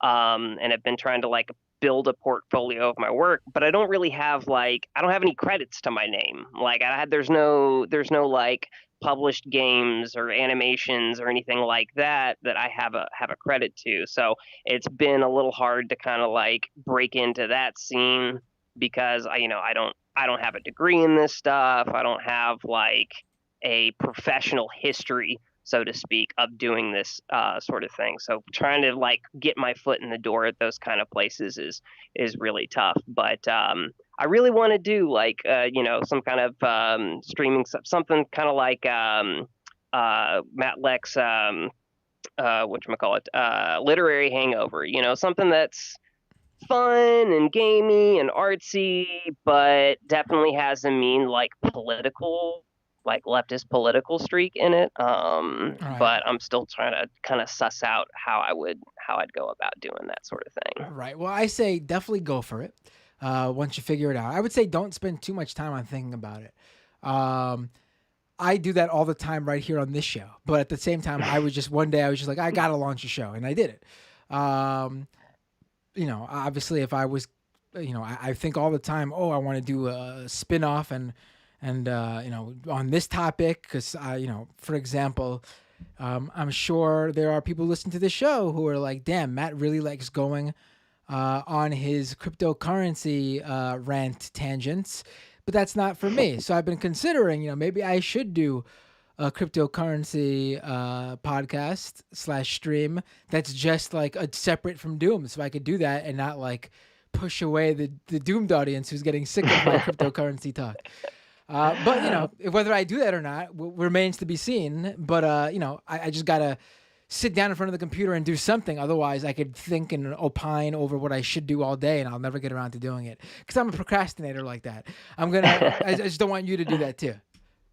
I appreciate that. Well, I really appreciate, you know, the work that you do, and you know, I personally am not sick of any of the crypto coverage and that sort of thing, and appreciate like and would actually like appreciate maybe having some of that coverage kind of clipped up a bit more, so I can start more easily sharing that with some of my friends that have kind of been suckered in the crypto realm. I have someone who generously volunteers his time to clip up stuff, but over the past few like months he's been busy. Totally understandably, this is he volunteers his time, so whenever he can do it, that's when I appreciate. Like, please, I don't, he's a great guy. But unfortunately, that's why I'm hoping to hit certain milestones on the Patreon, because my goal is to get people to help me so I can put out more stuff, because I'm a one-man show. Like, I don't even have another host helping me out. I'm just all by my lonesome, producing, cutting stuff up when I don't have the volunteer doing it. The next like bit of skill development I plan on doing is more like video editing and coding type stuff. So, maybe by the time you've broken through those 300 patrons, we can talk about maybe me doing a little bit of work for you. You just holler at your girl. I'll tell you that unfortunately 300 patrons isn't the milestone where I would be able to hire people. But when I do hit the milestone, I'm thinking probably at 500 patrons. That's when I could start putting money down on people, because then I'd be able to, still cover everything else that comes out of my pocket. But for sure, I would be going right to obviously first person I would talk with is the person who currently volunteers. Oh yeah, that's been totally. But then after that, totally the people who listen to this show get first dibs on anything I need that they can do, for sure. And I'll continue to send you art stuff that I do during the show. That's just kind of my unwind time, and I'm feel free to use any of the art that I send you during this for title cards or whatever. Tony, I think that'd be great. Also, though, I think the best way to end this call is this very kind suggestion from Zoe in the YouTube chat, where well, I don't know if you will after this. She has a suggestion for you. In all exclamation points, by the way, at the end of this suggestion. Zoe thinks you should learn to code. Yeah, no, that's definitely. I'm gonna be learning C# and C++ and probably Java and Python. Yeah, I think Zoe was doing the right wing learn to code thing that they tweet at journalists whenever there's a layoff at some big digital media company. Right. But Tony, as always, thank you so much for the call. Appreciate it. Have a great night. Appreciate you, mate. You too. Take care. Oh, and I know you're still watching, so good luck with the job search. Keep at it. You will find something. I know it's difficult. I've been there. 100%. I'm sort of been lucky in recent years where but that luck could run out. You never know, especially as I'm getting older, and I could become less valuable due to my age. But I seem to be at a point in my career where I've been very good in terms of job after job, no gaps. Again, knocking on wood right now, because boy, would I be fucked if that happened, because I live paycheck by paycheck. I mean, I'm the sole breadwinner of the household because we got kids, and daycare is expensive, and it makes more sense for one of us to stay home. And luckily, I've been working from home, so I still get time with the kids too. But I mean, it's rough out there. What else should we play here? Is there any more callers on the line? This always happens. I open the phone line, maybe one caller, and then as the show starts to wind down, I get like 10 callers keeping me up all night. Let's do this, Mark Zuckerberg. Let's just we talked about this in the Majority Report earlier today. This is disgusting. I'm not gonna we had a whole conversation about Ted Lasso and how good Ted Lasso is or how bad it is. I'm not interested in that discussion here. But this is just one second. I think that's Dave from Jamaica. I will take a call in 1 second. But this is just disgusting. Mitt Romney dressed up like Ted Lasso for Halloween, giving a box of biscuits to Kristen Cinema, who ostensibly plays the older woman who runs the soccer club, the football club in Ted Lasso. This is just gross. Gross. Now, if you don't watch Ted Lasso, this makes complete sense in terms of the what they're portraying here, but it doesn't make it any less gross. It makes it more gross if you know what it is. Like, it's just gross. Just gross. Gross. Kristen Cinema, one of the two people who's destroying Build Back Better. We talked about that a lot, obviously, early on the Majority Report too. Doomed is where you can get away from what all the political media is talking about of that day. So I'm not going to jump into that right now. Maybe I'll do an episode on it if everyone wants that. But I feel like you could get the discussion about Manchin and Cinema and the Democrats' infrastructure and their everything that's going on around Build Back Better. I mean, I think there's other places you can get, a lot of other places you can get that. So I want to focus on, still important, that's obviously very important, but I want to focus on other important things that might not be getting the attention. All right, let me let Dave from Jamaica know.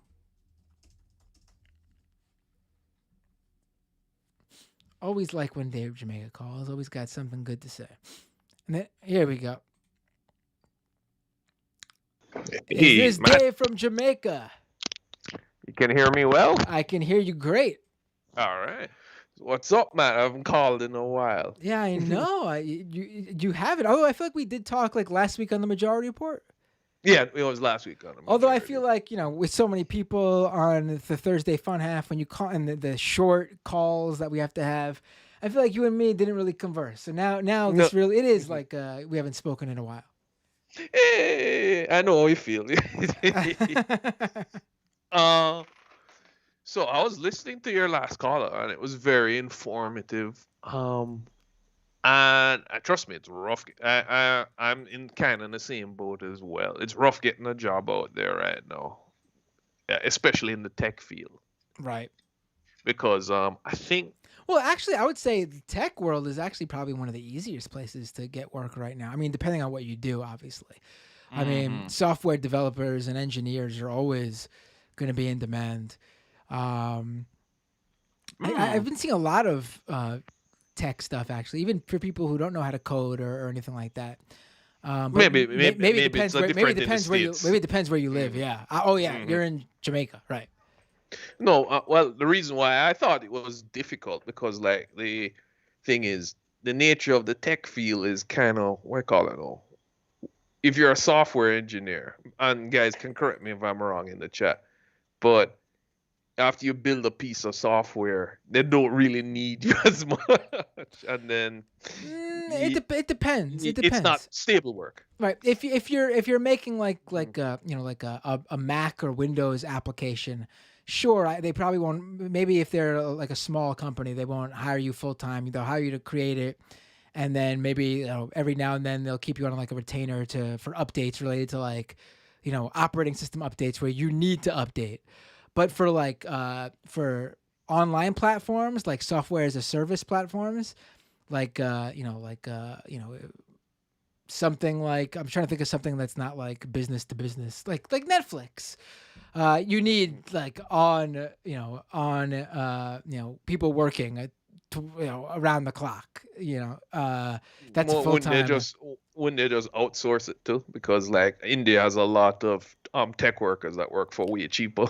Yeah, I mean, I think who are very skilled in software as well. When it comes to the bigger companies, they're not.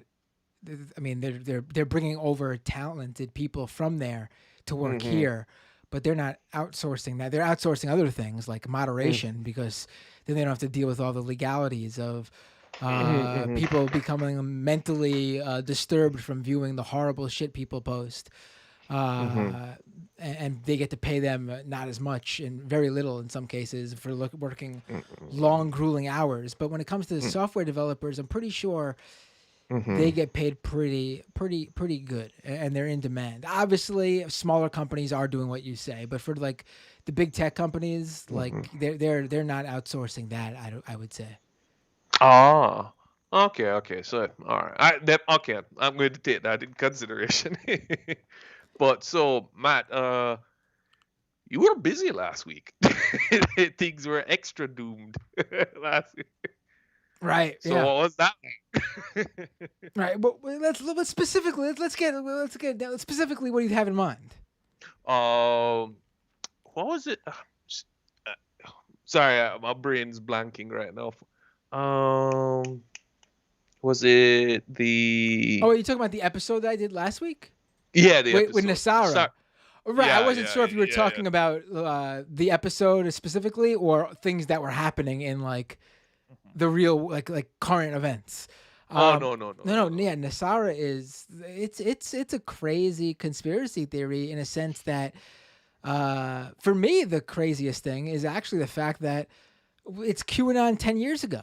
Do you know what I mean? Like all the QAnon is like the umbrella. They take up all the old conspiracies and kind of give them a home. Absolutely. That's why Nasara is still around today and gaining ground today. But the fact that Nasara actually did have a lot of like attributes that QAnon ends up having, like the drops, the like the deep state actors. There were a few other things. The good democratic person who's secretly on their side. It had everything. Lizard men too. We got the lizard people. We got the aliens. We got Jesus in outer space. Fantastic stuff all around. Really. Very fantastical. I'm kind of in awe of it because, like, when you were interviewing the fellow, it's almost like he was in awe of it as well. Like, yeah, the interesting thing about that was like it was long enough ago where like he had told me like this is when I reached out to him, I was like. He was like, I love to do it, but it was like 15 years ago, so I'm gonna need to take the time to like rewatch the documentary because I don't remember everything. And obviously, rewatching it reminded him of some things that didn't make it to the documentary because obviously, he filmed it, so he probably just needed to like jog his memory, and then all these things came back. But like, it was really something to watch him like still process it like all this time later. And I guess on a more fun side of things, you ever like when you're watching movies, Matt, do you ever like go to a review to know if it's worth your time or anything like that? All right, here's what I do. If it's a horror movie, absolutely not. Check nothing out. Try not to even watch trailers. Don't want to know anything about it. I want to go in completely blind. Because then that's the whole fun of a horror movie. Because we all know that trailers, no spoilers. Even trailers can ruin something. So I try to go in completely blind. If it's like an if it's like an indie film that's like getting like a lot of like good press reviews, I will check that stuff out to see if it's something I would be into. Because that stuff tends not to be spoiled in that stuff. I have a better review process that will save you from potential spoilers. Go ahead. You go to Tim Pool, you see if he likes it, and if he doesn't like it, you watch it. That's great. That's my new process. I'm beginning. He has like a 90% average. Any movie he doesn't like is probably good. And if he walks out on it, it's really good. I still can't believe the guy thinks Squid Game is a critique of communism. I can't believe it. He's it's high level thinking. I can't. And one of his recent he walked out of Dune, so I knew Dune was good from there. Well, I gotta be upfront with you. I've never read Dune, and I've never been into Dune. My significant other really wants to watch it. I'm not gonna go to the movies to see it. We have HBO Max. I'm not really that. I'm not like I've been like. If you're not a sci-fi person or a what we'd call if you didn't like Game of Thrones then yeah, Dune is not for you. That would be my view of it. I really like Game of Thrones. You think I would like it? I think you'd like it. The thing is, something about I think you'd like something about the sand and the desert doesn't really appeal to me. Well, it's not really about the desert. Wink, wink. That's Well, I gotta tell you something, my friend. I'm the same guy who originally did not like Game of Thrones in the first season or two, and when Sam Cedar and Michael Brooks asked me what it was I didn't like about it, I've told the story before. I told them how not a big fan of period pieces.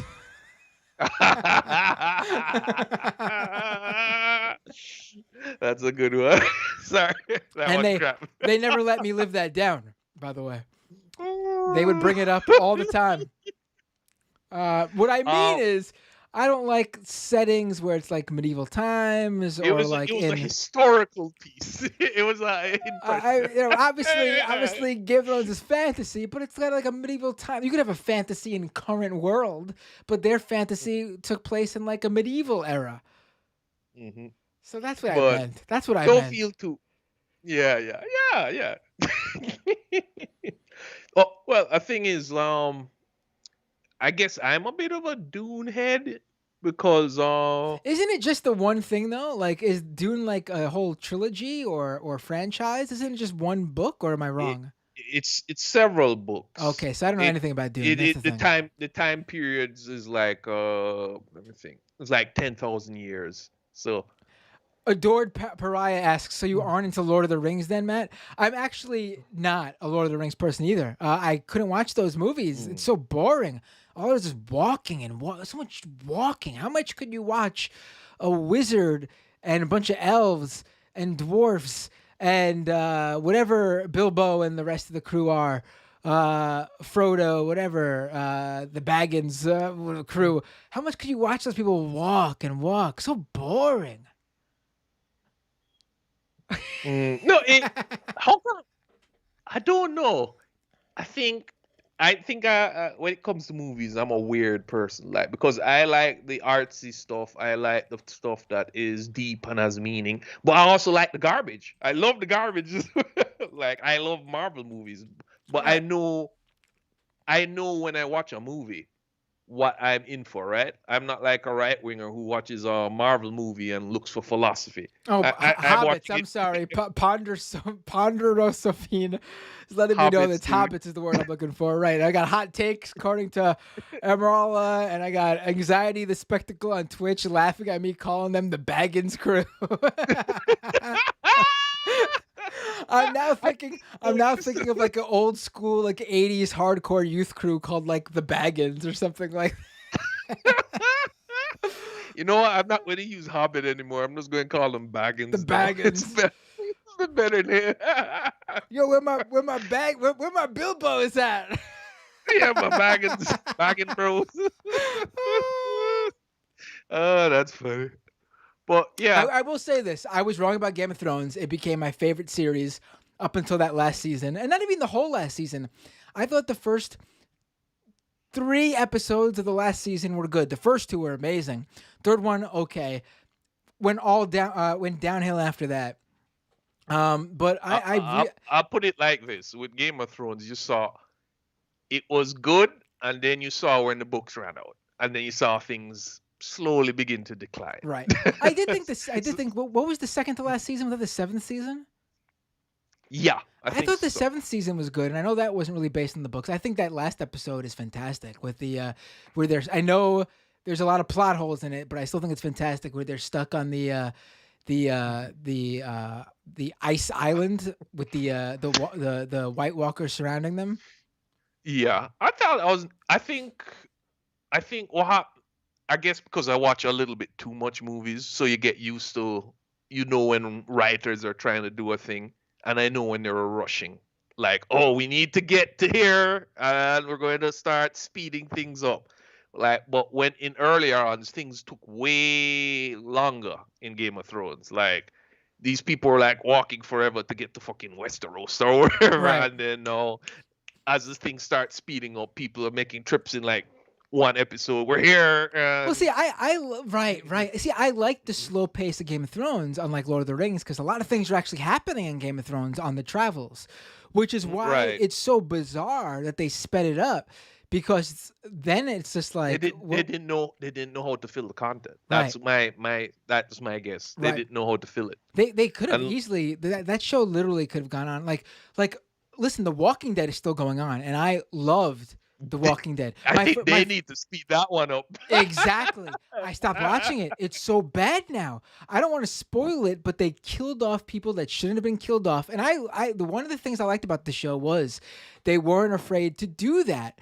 At the same time, though, there is one specific character that needed to live because the whole story was clearly about this one character. And it's not the guy I think most people are probably thinking of. I'm not talking about Andrew Lincoln, who, by the way, not to spoil it, but he's not, he didn't die, for people who didn't get that far, but he's not on the show right now. I'm not talking about him. There's one character that needed to live, and they killed that character off, and you can see from that moment the show just go to shit. I stopped watching it, and it was one of my favorite shows. That and Game of Thrones. I would get excited every Sunday when those two shows were at its peak. It's like I don't get excited for TV. I was never a big TV show person, but those were like super exciting, must-watch TV things for me. And Game of Thrones up until the last season was great, but Walking Dead is still on and has been shit for a while. You know what? This kind of reminds me of the arguments I would have with my father when it comes to TV shows. I'm a big believer in the 29 episodes. Like, you have your narrative if you're going to do a series, and then you end it. Because I'm a kind of believer things are pretty because they're temporary. People are asking me which character. I mean, should I say it? We're far enough. Nobody's watching that. Okay, that anymore it's Carl. anyways. Carl needed to live for that show to make any sense. It is the reason why that's a big departure. Yeah, it's the entire reason from literally episode 1 of that whole show why Rick does anything he does throughout the rest of the show. To kill Carl off was the dumbest move imaginable. Rick no longer has any reason to go on. They can no longer follow Rick. It is pointless without Carl. Yeah, no, it's true. But that's where they deter from the web comic or and whatever that's the they call thing. it. Even the comic book knew that that's the case. Like that's the Carl, whether you realize it or not, is the main character of that whole show. Like the comic as well, because he is the way, like we follow the Grimes family. They are the main character. But Carl is the reason for any of them to go on. Judith is, first of all, the actress they got for I hate to say this about a little girl. I'm sure she's a great actress, but the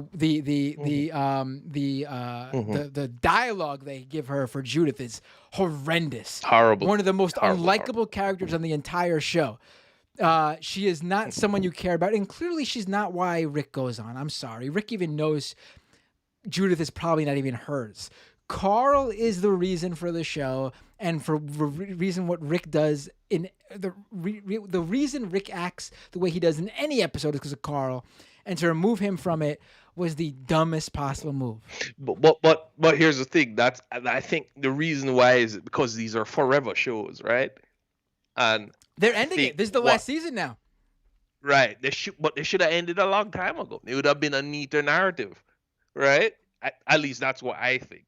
If you have a plan for your beginning of your show and you have a plan for the ending of the show, right, it works way better than if you start the show and then you kind of throw shit on the wall when you reach season 7 when you try to figure out how you're going to keep people watching the show. Right. That's what I'm saying. It's not like a sitcom. It's not like a lawyer show or a doctor show where you could literally go on forever, right? Well, here's the thing. Walking Dead probably could have if they didn't like kill it off. Like that show was hugely popular. They just had to continue to come up with great storylines and introduce new characters that you care about. The actors want actors who need to come in. The funniest thing, old actors who need a reason out. And I hate to talk specifically about Walking Dead on this show because I'm sure there's people who listen to the show and don't really pay attention. But one of the most divisive seasons of Walking Dead is season 2.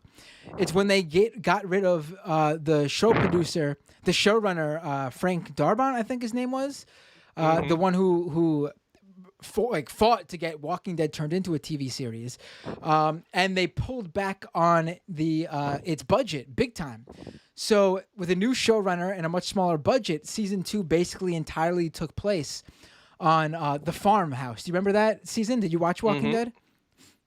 I watched a little bit of it, but after a while, I think I got the lesson of The Walking Dead. It was a bit too depressing for me. Right, but after a while. So basically, season 2 takes place entirely on like this farm. But I remember that. But the thing about that is, without the budget to go to other places, they had to focus on character development, and the whole season is building those characters. And you care about every single character you meet in season 2, even the ones who weren't in the original cast in season 1. For example, Maggie gets introduced in season 2, and we all get to love Maggie and her father. What's his name? Who I can't remember his name now. He's one of my favorite characters, and I can't remember his name all of a sudden. Herschel.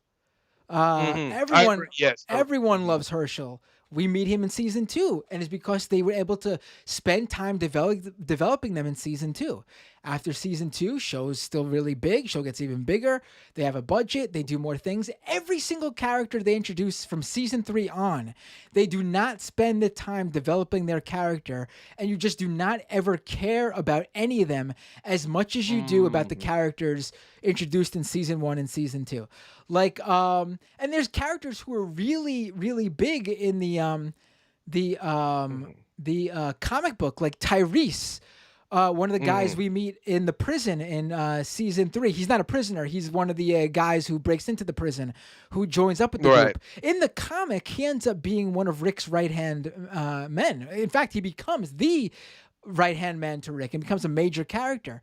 In the show, he's on the show for many, many seasons, and they never build him up good at all. And you just, even though he's my favorite one of my favorite characters because I know his comic book character, I mean, he just is not. You just don't care as much when he dies off as you would. Why you think they made that choice though? Why did they shy away from writing the character stories? Because they were in the prison a hell of a long time, if memory serves. Right. Well, I don't know why. Like, they just stopped building characters, and they always did this thing too, where they would start an episode, and all of a sudden they'd start building one of the random characters, and you'd be like, oh, they're building up this character. We're finally getting some character development. And every single time they would do that, they would kill off that same character on that same episode. What's the point? Like, what's the point? I think. Remember what you're saying? Like when people started the killing major characters in series, and it was a great shock value, and now they're just like typical with Hollywood. They kind of milk the cow on the killing important characters or develop character shock value thing, and then it loses its meaning. So that they're not killing the character to advance the story. They're just killing the character. Right. Shock like I just spoiled to everybody, Carl. I mean, it was there was no storyline reason for it. It didn't fit at all. It was just like, oh, we need to kill off someone big to make it shocking. I mean, it ruins the story, to be honest. Like, to me, he was the one person who, for the storyline purposes, needed for the viewers to know, like, this was the safe character. And I don't think that spoils it to know there's a safe character if you know that character is needed for the show to have any meaning. Do you know what I mean? No, well, the thing is, as you said, people can in their head know it's a safe character, but if you write it well enough, and yes, you have no intentions of killing the character, but if you write it well enough, people will feel like the character's in danger anyway. Right. Richard L. in the YouTube chat says, the governor kills a pregnant woman and Tyrese at the end of the prison arc in the comic. Can't put that on TV. Well, I mean, they put on TV Carol shooting two little girls. One of them a zombie, yes, but another one alive. She had to shoot her because she was becoming like a psychotic, like little serial killer. They could put that on. They put that on TV.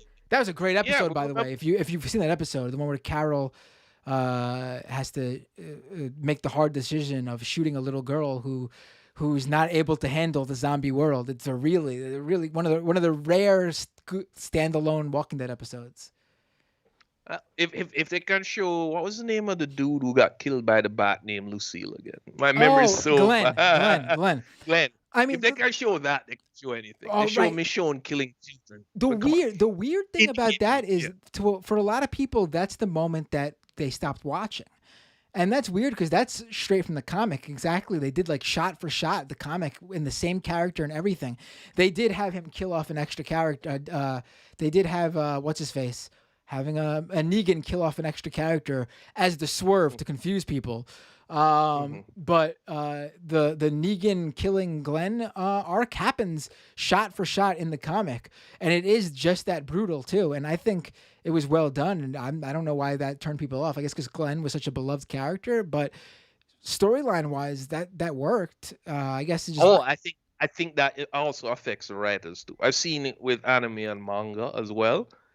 Is if you have a character that's very well liked, I think sometimes writers are afraid to kill it off. Well, that's Daryl. That's Daryl. That's Daryl. And here's the thing. Here's the thing about Daryl, and this is something I read and it makes complete sense. Daryl is the reason why the show feels so different than the comic, and it's also why the character development for so many beloved comic characters did not happen on the screen in the TV show. Because Daryl takes the place of so many of them in the comic on the TV show. In the comic, and this makes total sense if you're aware of the comic. In the comic, a lot of these beloved characters end up becoming Rick's right hand throughout the comic series, swapping off as they die off. But Daryl never dies, and he doesn't exist in the comic, and he becomes Rick's right-hand man in, like, what, season 3 or something like that? So, or maybe even season 2, actually. So basically, every single character who gets development in the comic due to their relationship with Rick loses that because of Daryl's existence in the TV show. Yeah, Daryl's existence complicates everything. Yeah. It complicates because I'm seeing certain characters who die in the comic, they switch it over as a stand-in for somebody else. Like, what's his name? When the red-haired guy got killed way earlier in the comic. Right, Abraham got killed when some crossbow shot him on a train track or something. But in the TV show, he died during the whole Negan batting incident. So all right, yeah. So that I think the fans of the show like Daryl, hence why it's causing so much problems, and they don't want to get rid of Daryl. Yeah, even though Daryl shouldn't really be in there. And they're going to Daryl's the guy with the crossbow. For people who don't know in the YouTube chat, they're not killing off Daryl because apparently, when Walking Dead ends, there's going to be a spin-off that follows, I believe, Daryl and Carol. They go off and have a spin-off. Because they've painted themselves into a corner. When Walking Dead was super popular, it still is, obviously, compared to other TV shows, super popular, but it's nowhere near its peak. But when Walking Dead was super popular, they decided they were going to do all these spin-offs and create a whole Walking Dead universe.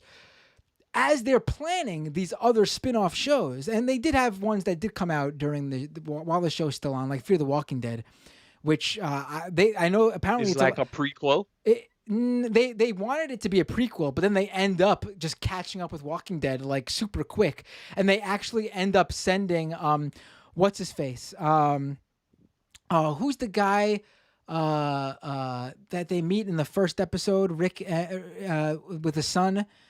Oh my God, what's his name again? I can't remember. I'm having a mental block. But they actually send a Walking Dead character to Fear the Walking Dead. Like he travels away from. Yes, he's the black guy. He fights with a bow or some shit. Yes. So like Fear the Walking Dead did exist, but like they planned like there's apparently supposed to be like a Rick Grimes trilogy movie series that takes place that explains where he disappeared to. That I don't know when they plan on releasing it, being that Walking Dead is about to go into its final season.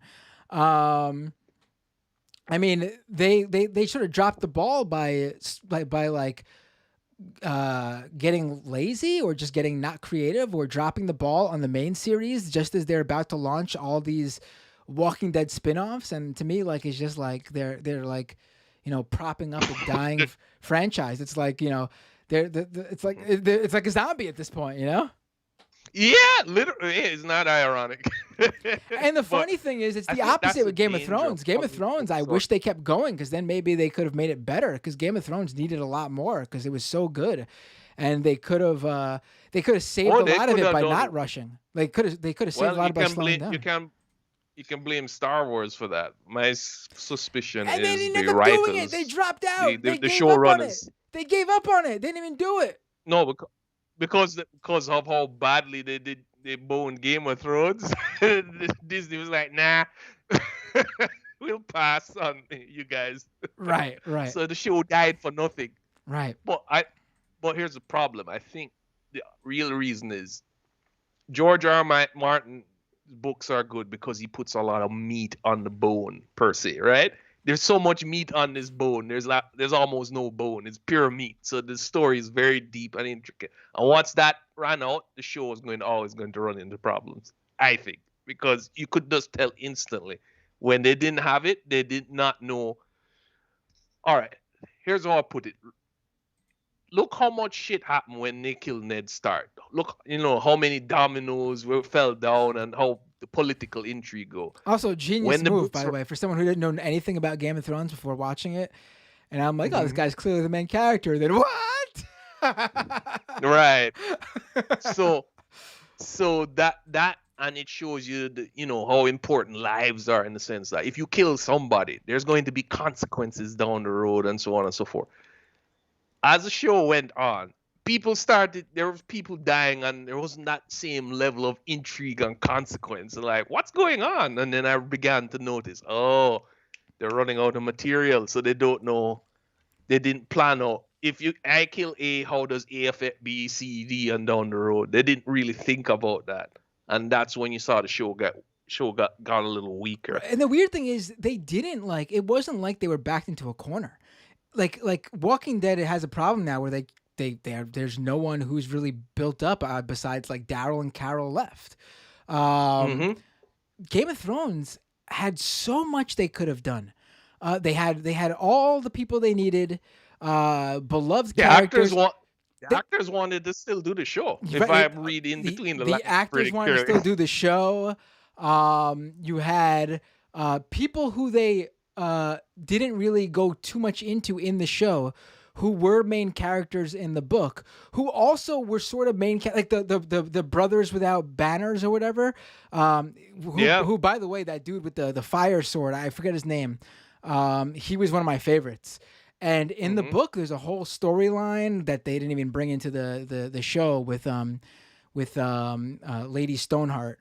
And the brothers without borders or banners, whatever the hell they're called, following her. You know who got done bad too? The White Walkers. They became almost like a video game villain at the end. When I know in the books there was far more detail going on. It wasn't a case of you kill the main boss, everybody dies. We never got a big battle scene with them. Period. We never got a fight. They never do anything. There was a bigger fight with the White Walkers when Jon Snow went to save the wildlings and bring them across the wall. There was a bigger fight there than there was in the final battle. There was no final battle. Yeah, it was Jon Snow. It was Jon Snow hiding from a undead dragon, and then Arya with a one-shot blow to. And then everybody dies magically. And from what I understand in the books, like individual White Walkers had their little stories going on. They weren't just a zombie mass, but they turned into a zombie mass because they needed to end the show. Because I think that that's another case of writing yourself in that corner, right? You have this enemy that can raise the dead. How do you defeat it? Right. They had to make it some magical thing where you took out the big guy, everybody fell down. So they had some problems. To be honest, I want to see how George R. R. Martin, when the next 50 years when he writes the book, Well, I don't know if you know how old he is, but I hate to tell you. I hate to break your heart. I hate to. But you went to also before we go. I didn't hate the episode where Daenerys turns and has her dragon destroy the whole. What was that? I'll put it like this. I have no problem with Daenerys becoming. I wouldn't say. All right. How should I say? It was obvious, losing her mind. It was obvious that was what was going on. They did. I didn't like how they get. They did a bad job portraying it, and it could have been something as so simple as they already had that scene that we saw. I forgot if someone was like seeing like was having a flashback or something, where the Mad King was screaming "Burn them all" or something like that. It's her fucking dad. It seems pretty simple to use that shot in some sort of scene where she's having a mental breakdown and turns into her dad. They don't do that. I think they needed a season to show her descent into madness instead of just saying she went mad. I don't even think they needed that. They were showing it very subtly. They just needed one thing at the moment she breaks to really drive it home. And her just sitting on a dragon and looking at the town wasn't enough for me. There needed to be something. That's what I think. More. Right there at that moment. I think that's where I disagree with you, man. I think they needed a few episodes to do that.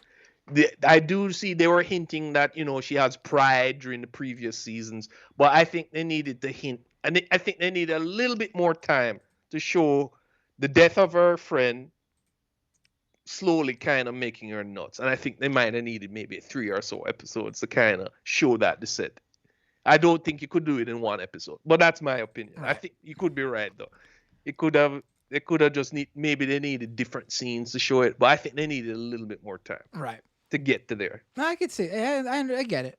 Dave, thanks for the call. Thanks for talking. 30-minute movie night discussion. I love it. That was a lot of fun. I don't know how we ended up there, but that was fun. Because you brought up Tim Pool, and somehow that led us to Walking Dead and Game of Thrones. I think that Tim Pool. If you guys want to know a movie is bad, if it's good, say if Tim Pool dislikes it, that's what you need to do. Right. Then check it out.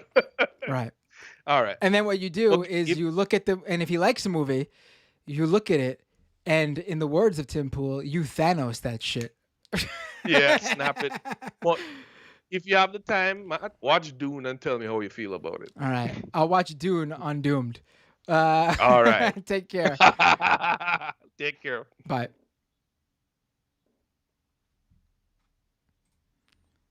Wait, someone said we hit 300 patrons. I hate to do this, but I don't think I'm going to take any more calls for today. We had 300 patrons? What happened? We did? We didn't?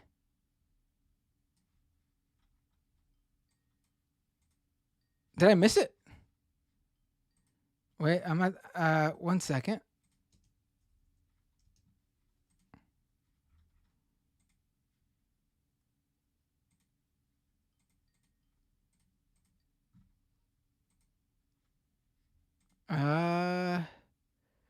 No, we were at 300. It looks like, but we just lost somebody live during the show. Maybe it was my talk about. Maybe it was the talk about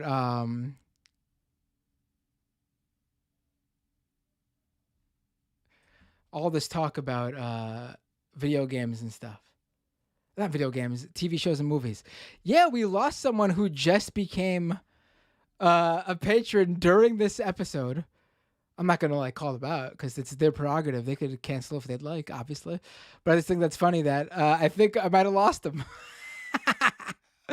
We did have 300 patrons though. Look at that. But we're at 299. Womp womp. It happens.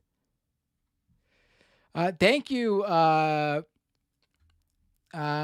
me thank the people who just become patrons though. Did I thank Pat T, Jay Creates, Alessandra, and Tim N? Thank you so much for becoming a patron. And Nicola E just upgraded her Patreon subscription. And someone else just sent me. This is a bit via the Twitter tip jar. Stacy J just sent me $50 for the sweet content. Thank you so much. That was really nice for all of you to join, but I really appreciate it. Damn, we were at 300 and someone canceled who just subscribed. That would be something if it was the Game of Thrones. This is the second half of the show, the patron half. We do fun discussions with callers. It's not all, sometimes we shoot the shit, if we don't talk about entertainment and fun stuff sometimes, we will go crazy. You will lose your mind if you are politics 24/7. Seriously. You can't do that to yourself. You need to have some sort of out. And I say this to everybody. I don't, it doesn't matter what, like one of the things that I hate the most is when someone hears about someone who's in poverty enjoying something like a night out or a splurge on a movie, or how a single streaming service is part of their monthly subscription billing. No, we're people are human beings. They need to enjoy themselves for mental health reasons, at the very least. You need to. You cannot survive off of, you will lose your mind. You want to know how I've been doing this for over 10 years, diving specifically into the right wing and conspiracy theories and covering QAnon for the past 4 years and doing all this shit without losing my mind? People always say, how do you have such a positive attitude? It's because you need to know when to step back and just do something that takes yourself out of it. I mean, I really do enjoy what I do, and that helps too, in a sense where maybe most people couldn't enjoy doing what they do when it comes to this stuff. But if you don't have something that you're into, music or something and even if you still need the political, I mean, I look at everything from a political lens too. But first I watch it, take it in at an enjoyment level, and then I analyze the politics of it.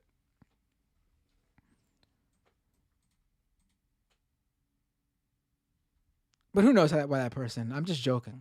That person could have just accidentally subscribed or just wanted to see me get to 300.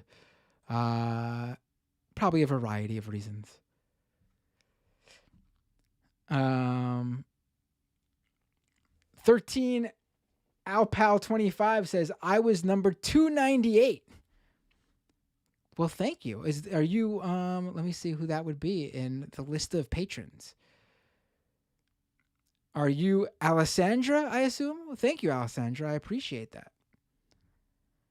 I appreciate all my patrons immensely. I literally know, I know how much stuff there is out there, fighting for your attention. Not only for your attention, but also for your hard-earned money. And for you to not only spend the time watching this show, and not only watching the show, but also, financing it, frankly. I greatly appreciate it. I truly do. It means the world to me.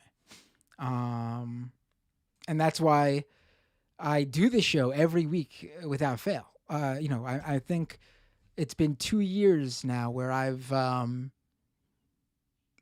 there's maybe like a week, maybe 2 or 3 weeks over the past 2 years where I had to reschedule a show and give you an extra show the next week. But I haven't missed one show for the past 2 years, I think. That's also why I enjoy doing it.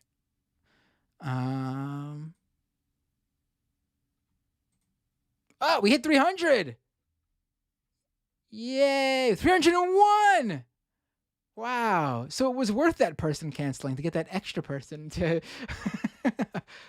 Thank you, everybody. I appreciate it. 301. We're already on our way to 400. Let's do it. Let me thank those people who just joined. Tom. Whoa. Did I say Tim? Yeah, I said Tim N. Thank you, Tim. Thomas L. and Carl S. Thank you so much. Really appreciate it.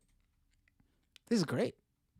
I'm feeling good. I'm feeling good about it. Whenever I hit one of these milestones, it really does feel like we're moving somewhere in the right direction. And then I do more shows and more content, and we'll get more stuff out there.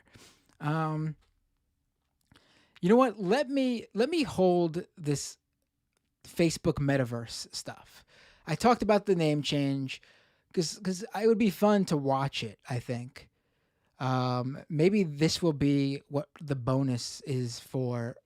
Maybe I'll do the bonus that I've been doing on Tuesday a little bit early this week. Maybe I'll do it Halloween night. No, Halloween. Who knows when I'll get back with the kids. Maybe Monday night, probably Tuesday night. Let me save that for then, so we could watch it and get more into it. And also we could do the Tucker Carlson thing, depending on that Fox News episode. So let's leave that there. And because remember, I'm trying to keep these shows shorter and splitting up the time into more days of content. Because when I do those 3 to 4 hour marathons, I don't think I'm on point as much. I think you guys get exhausted because I'm getting exhausted. And, obviously it makes more sense to split it up, do more content on more days where I'm 100% for each one. How long have we been going? All right, I'll take one more call. I'll take one more call.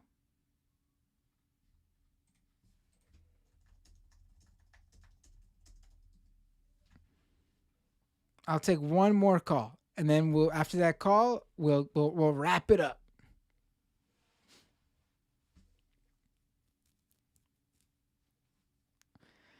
Ponder Sophian says Baggins crew over 300 strong.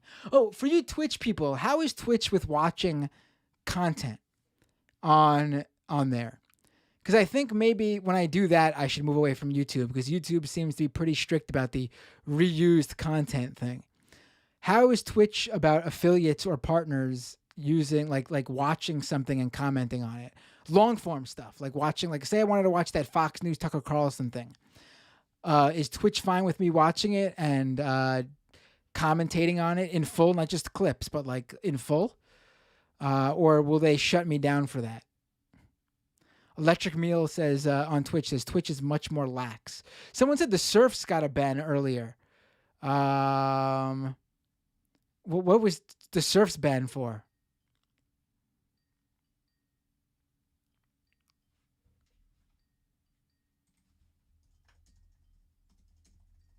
Oh, we got a few people calling in now. Let me see. MRL says, have you watched the Hassan stream? I've watched bits and pieces, not in full. Like, not well in full. He does like 8-hour streams, doesn't he?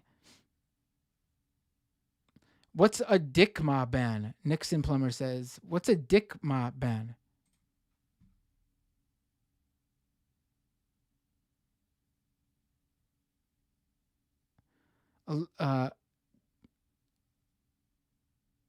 DCMA. Oh, okay. DMCA. All right, let me take. What's your name? Where are you calling from? Hello. This. Renee. Is this you? Yeah, I was gonna do my Alfred Hitchcock, but you ruined the surprise. I'm sorry. Go ahead. Just That's do okay. It. Just do Whether it. It's yeah, no. I mean, you ruined it. I was going to comment about, well, basically, I mean, Sebastian Gorka, Alfred Hitchcock, Renee Munkai, it's the same voice. Right. All right. All right, Renee. Thank you for calling in. Have a good night. Oh, okay. Yeah. Why break a tradition? All right, really quick, Renee, because I got to jump. No. It's okay. Good night. Ooh, now you got me back. Nice. Renee, we're buddies. It's all in good fun. I had to get you. Once you blamed me for ruining your Alfred Hitchcock thing, I had to get you, buddy. What did I say? Josh says it's DCMA, Matt. Did I read it wrong? Did I say, because Nixon Plummer said it backwards, and I was just reading what he was saying, or she was saying. I ruined it. Oh, Hassan does that every day, says Gary. All right, cool. So what did Surfs get in trouble for? For talking about the Twitch leaks. You can't do that. You can't. If you run a news channel, you can't talk about the Twitch leaks on Twitch.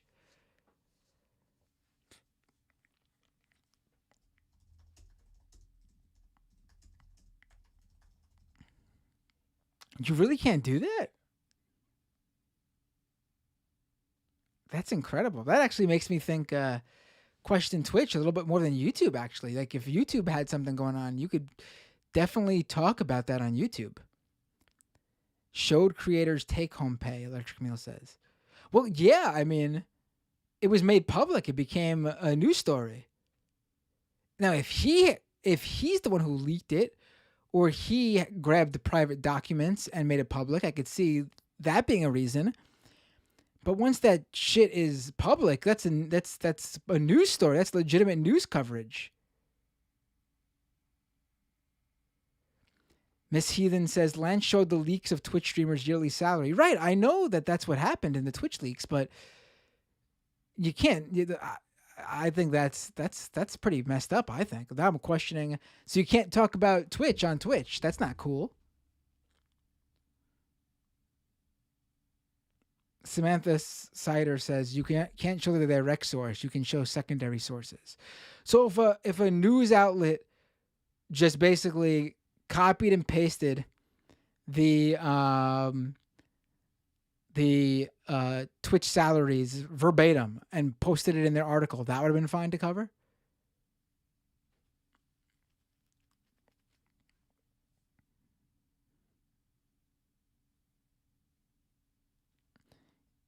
Demo Steven says, from what I heard Lance say, Twitch said he showed actual revenue with identifying numbers, but the Surfs are small creators, so Twitch put them on the sacrificial altar. That's weird.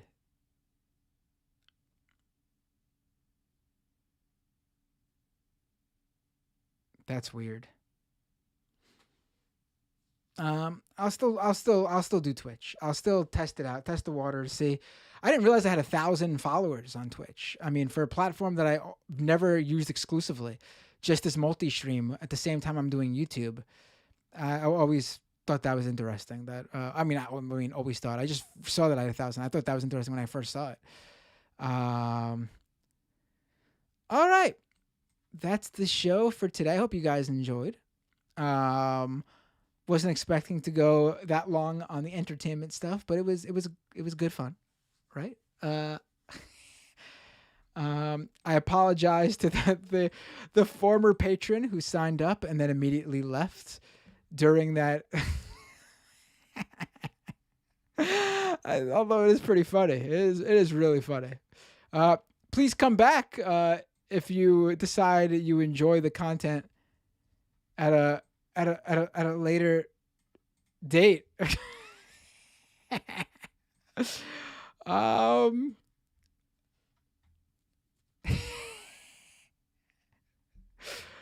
All right, that is the show.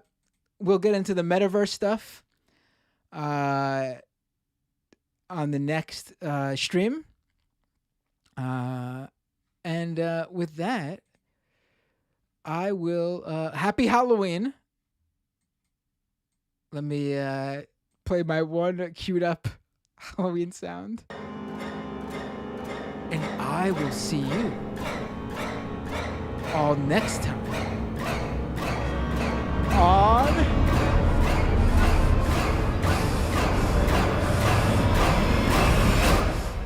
Doomed.